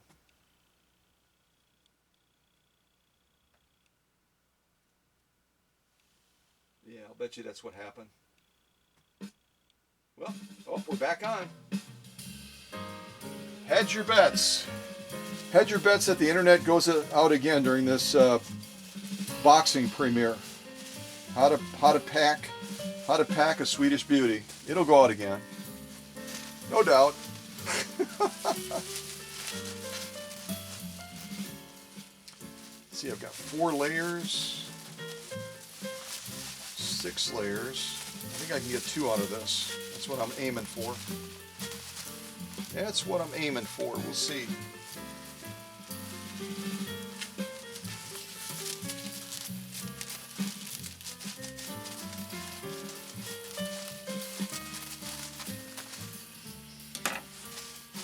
So this is going to be one of the pads, almost like a bumper pad. And how many layers is that? 1, 2, 3, 4, 5, 6 layers. That's exactly what I was aiming for. So we're good on that side, but we're going to have to bolster this side a little bit. I've only got 1, 2, 3, 4 layers on this side. So I've got to add 2 more layers to this side.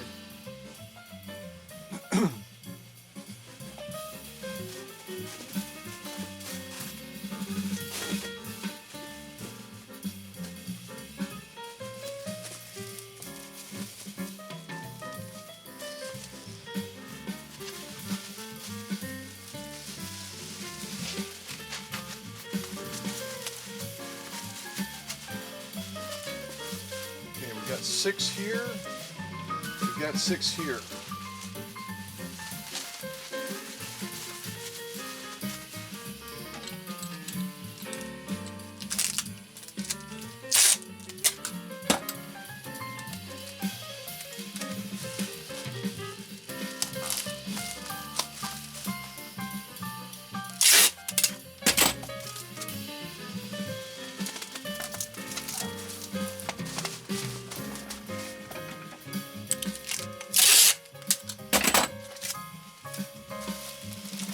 Again, always trying to think about the customer. I'm intentionally not covering this handle so that it'll be easier for a net to lift this rather heavy Swedish Beauty out of the tote once she gets the initial layers taken off.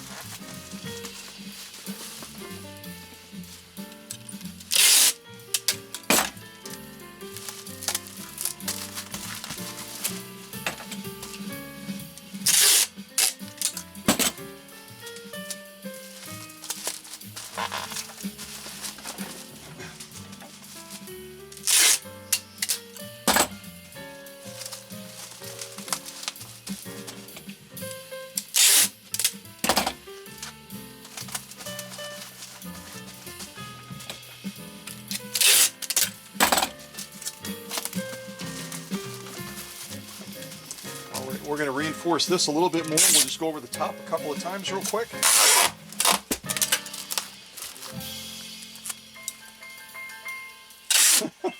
My big roll of bubble wrap keeps deciding, I don't know if it's getting excited about the music or what, but it keeps rolling off of my stool that I have in front of the other workbench. I've got it balanced on there just right, but it keeps like going, oh, I'm falling, I'm falling.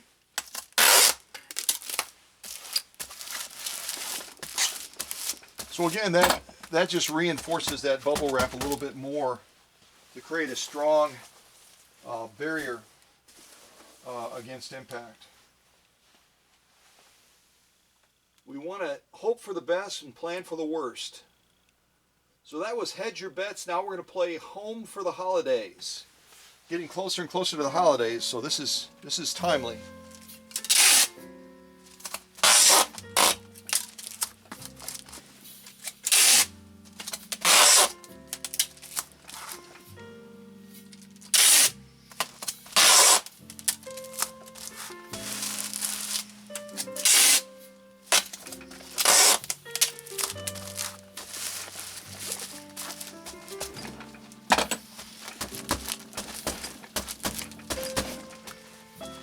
And again, this is 6 layers, 6 layers.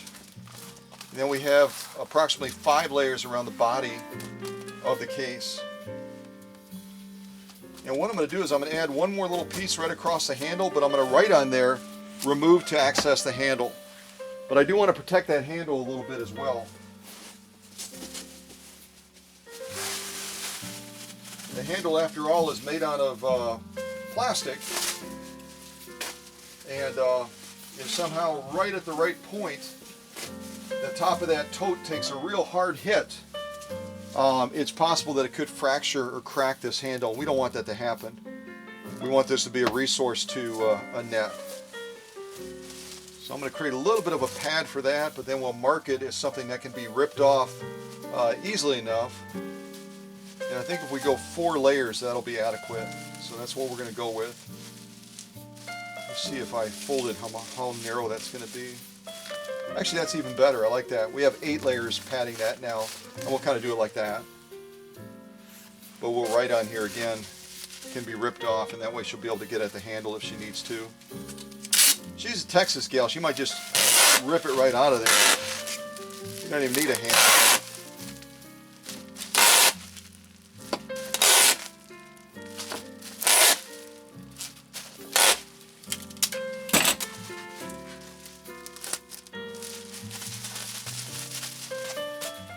We're just going to write on this little pad, remove to access handle.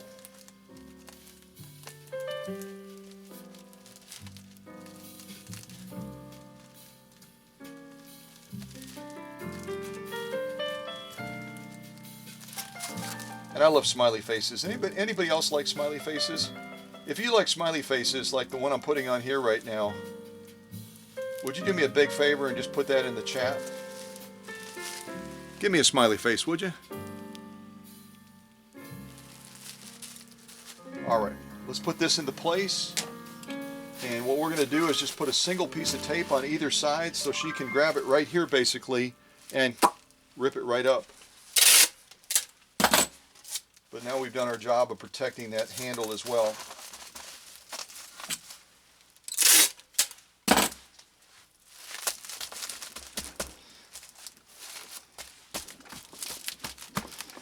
What's left? What's left? I'm going to pick some more music. Y'all tell me what you think is next. So that was Home for the Holidays. Now we're going to do Night on the Town. Night on the Town. So,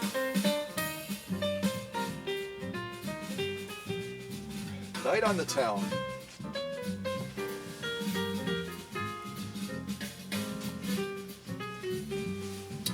If you typed in the chat, or you even thought in your mind, we got to protect the bottom of that case, Scott.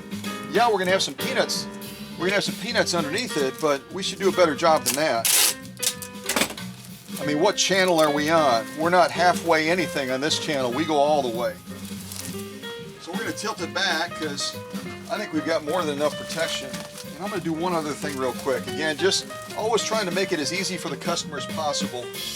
Even though it's written like this, and this would signify that this is the front, because you're reading it like this, we're going to put on the front just like we've done on the inside.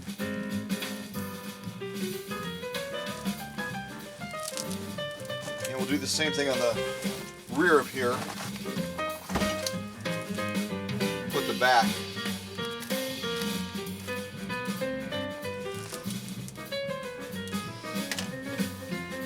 And even though it's supposed to be permanent marker, when you write on a surface like this, I always put a piece of tape over it because it kind of protects it.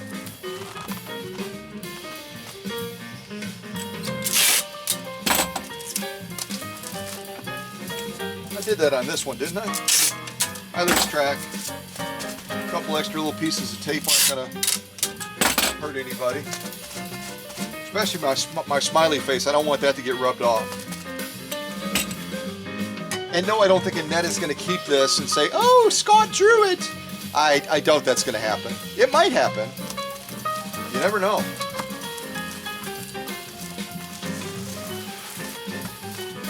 Well, I don't know what you can see through the camera, but that's the way we want to do it. So the front, side, the back, B-A-C-K. Yep, the back. The other side, and we're back to the front again. Now we need to do something about the bottom. We're going to tilt it back. Because right now all we have is the bottom of that case. That's not enough. So, what can I use? What's going to be fun to use?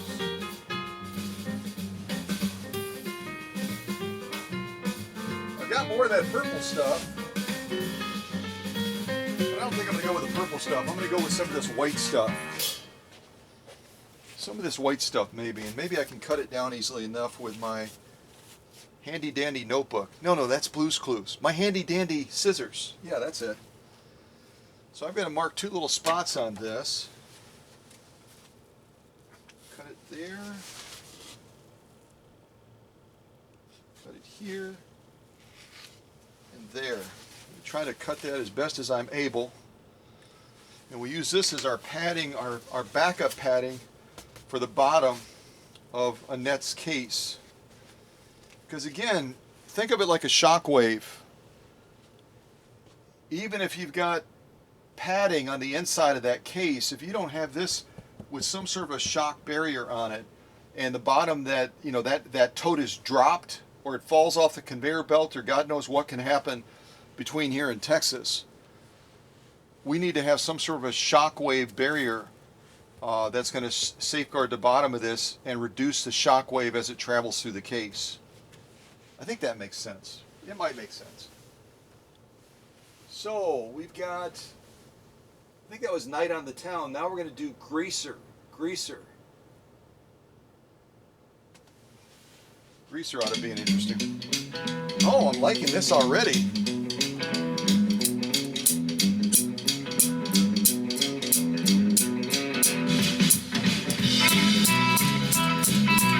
I feel like I'm trimming a hedge. Kids, do not do this at home. Always point the blade down.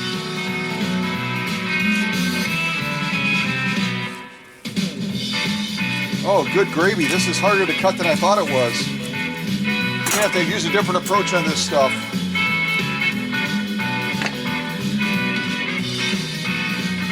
Definitely don't try this at home, kids.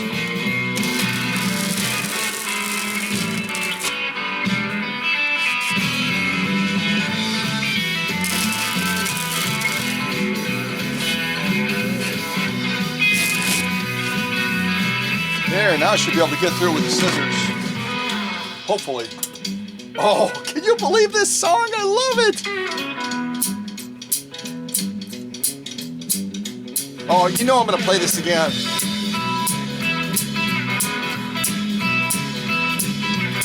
Wait. That's safer.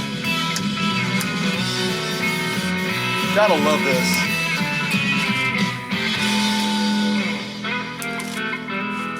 That is, oh my goodness. We got to play that one more time. That is fabulous. That is called Greaser. Yeah, baby. Yeah.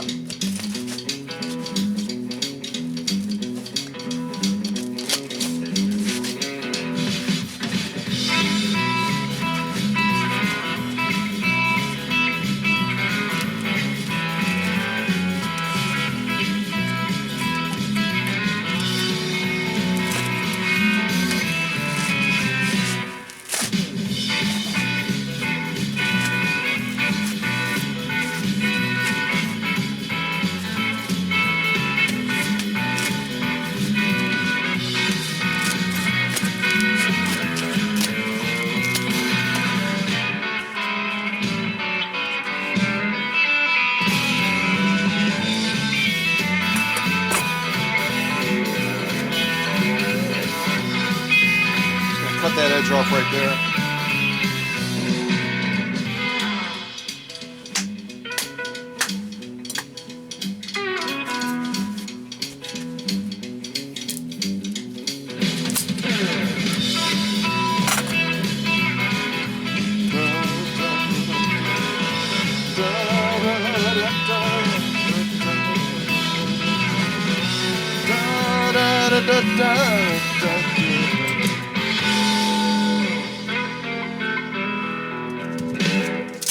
So this pad on the bottom that we just added is going to give us about 2 inches of protection in relation to protecting the bottom of this case. And we're just going to go ahead and anchor it in place. And probably what I'll do, actually that would be even a wiser thing to make it easier, is I'm going to go ahead and lift this case up. I'm going to set this with the bottom facing down, and then I'm going to stretch wrap over the top to anchor this in place, and then we'll just tape the edges off and we should be good, because this is going to be pressing down on it anyway. It's going to be pressing down on it.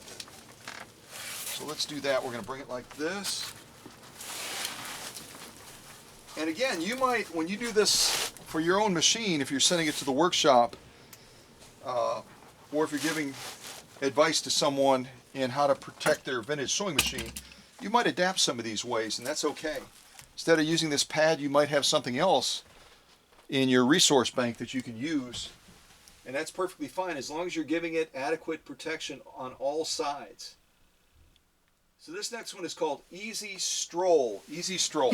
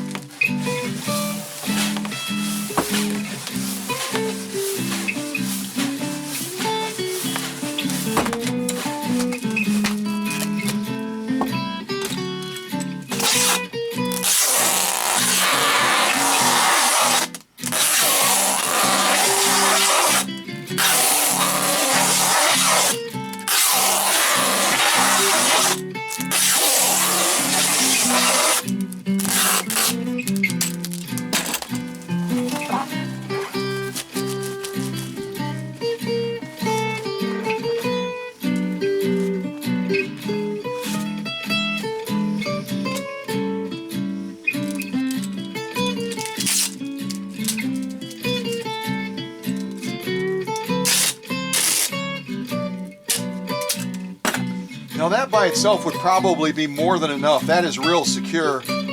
But again, the pad is separated from this right now. And also we don't have these connected. So we're just going to add a couple of pieces of tape to finish that process off. See how we just did that? We attached the pad to this, we attached these together. This is packing at another level, folks, if you didn't figure that out yet.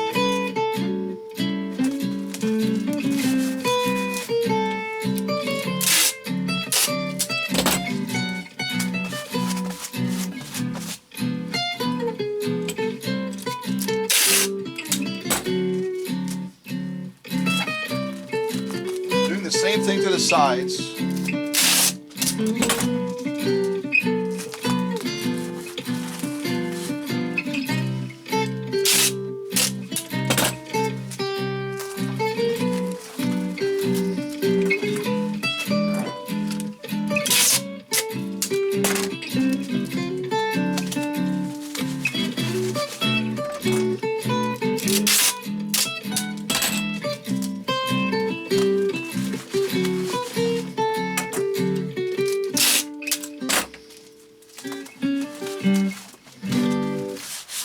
Perfect timing. Alright, so now we're going to turn this all the way around and we'll anchor down our last point, which is right here. We're going to join these two straps together. We're going to anchor this to that, and I think we'll be in real good shape. Of course, you might be saying, can we actually fit this in the tote? Well, we'll see. I don't know. Jury's still out on that, as we're taking on nothing other than a drag race. Oh, gumdrops. I just clicked the wrong thing and it just scrolled the wrong direction. Give me a second here.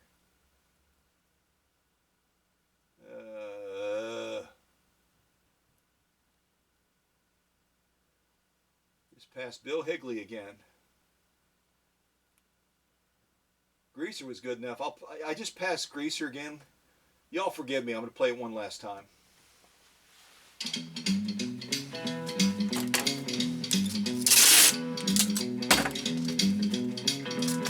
If this isn't packing music, I never heard it before.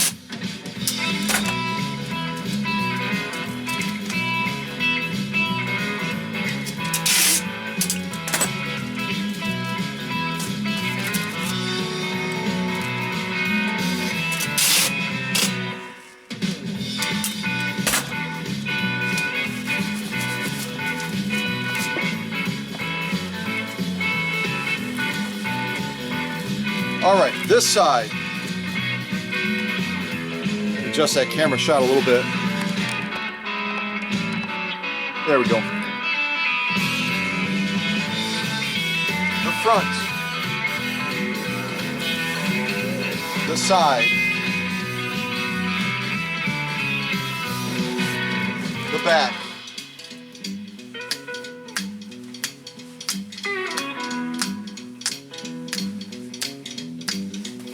The other side.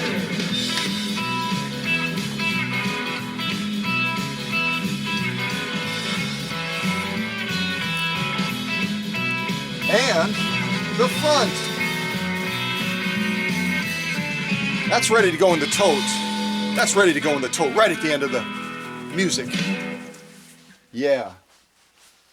Right at the end of the music. All right. We're almost there. Easy stroll. There it is, drag race. Let's see if I can actually click it this time.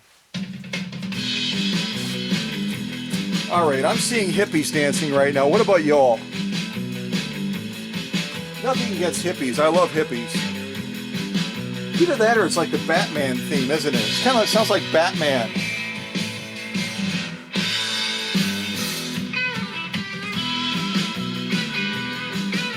And remind me, we still have to get this into the tote, and we have to write a thank you note out as well. Although I could write a thank you in this really cool book, and then I wouldn't need this. Well, why don't I give both to Annette? I'll give her the book with a note written inside, and also just a brief thank you note. We'll do that too. But first of all, we have to see if this will fit in the tote.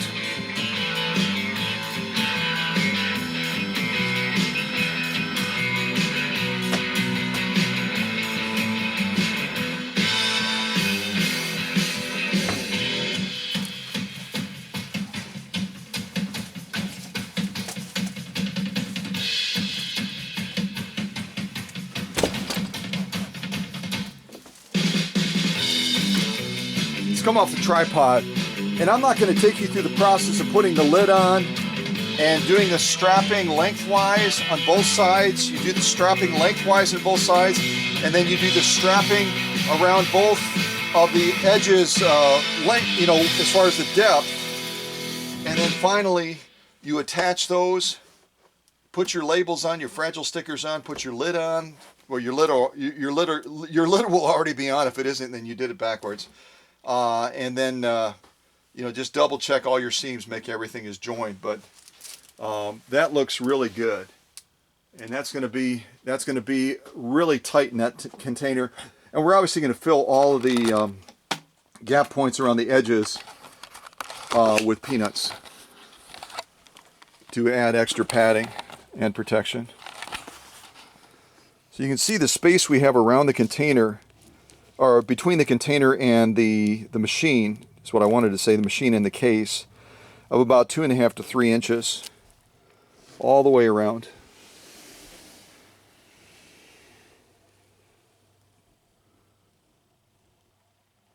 And that's the way you want to do it, folks. You want to do it that way so that if there's an impact on the front, the tote's going to take the impact. It's not going to make contact with the machine. Impact on the side, impact on the back, impact on the other side. You know, we want to give as much of a cushion of protection to this case and machine as we possibly can. You can kind of look at it from that side and get a real idea of how we've done this. So this is my recommended method for packing a Swedish Beauty in a case. Again, if you don't have a case, it's going to be done a little bit differently. A lot of common ground between the two packing methods, but it's going to be slightly different. Does that all make sense? Yeah, of course it does. You guys are so daggone smart. You're so daggone smart. All right, let's have a final tune. And I'm obviously going to continue the packing method once I end this premiere. And I obviously have to put a label on here as well so that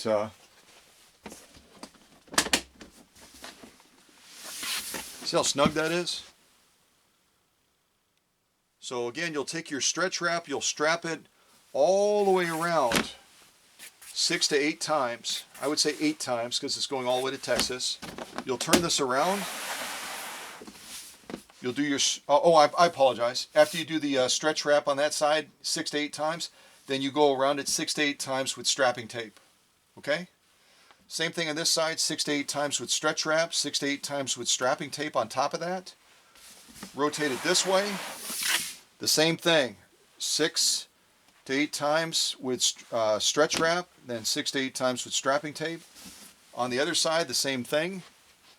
And then on the seams on the top and the bottom, where those two intersect, you want to put 3 or 4 pieces of tape to anchor those 2 pieces of strapping tape together. Because you'll have them crisscrossing on top, you'll have them crisscrossing on the bottom, and you want to attach those together. Does that make sense? Yeah. And then you put on your fragile stickers all the way around, and put on your label, and you're ready to go to the post office. That's what I'm going to do right after this premiere when I finish these final stages to make sure that I've got all that in place. But first of all, I need to put the packing peanuts on the inside of here to make sure that this thing isn't wobbling. See how it's wobbling right now? Once we put those packing peanuts in, it'll be real stable so that it's not going to be jostled around. Well, I hope you found this helpful. I'm going to go ahead and put on another song for me, not for you, because we're going to be ending this premiere. This next one is called Lights. And I've got to spin this around because I got the back and the front and the back right now. All right, well, hope you found this helpful. If you have any questions about the packing process, and again, in other premieres where I showed this packing method, I've shown the strapping part on the closing the tote off and everything, so don't be alarmed that I didn't show that in this premiere. Okay? So God bless you guys. Pack safe. Protect our treasures. And watch for other great premieres like this that I hope you find helpful as a resource. Whether you're a customer whether you're a seller, whether you're the competition that absolutely hates my guts because of all of you, all the success that we've had. And there are haters out there, don't doubt that for a second. But I love all you haters too, even if you don't like this channel, and you always give me a thumbs down even before the premieres start. My only answer to that is, and God bless you. Take care, folks. Oh, wait a second.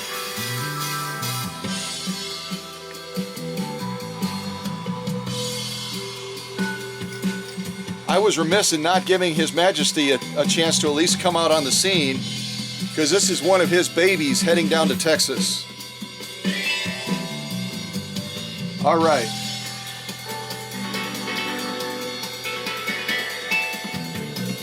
All right, see you guys on the flip side. Be safe.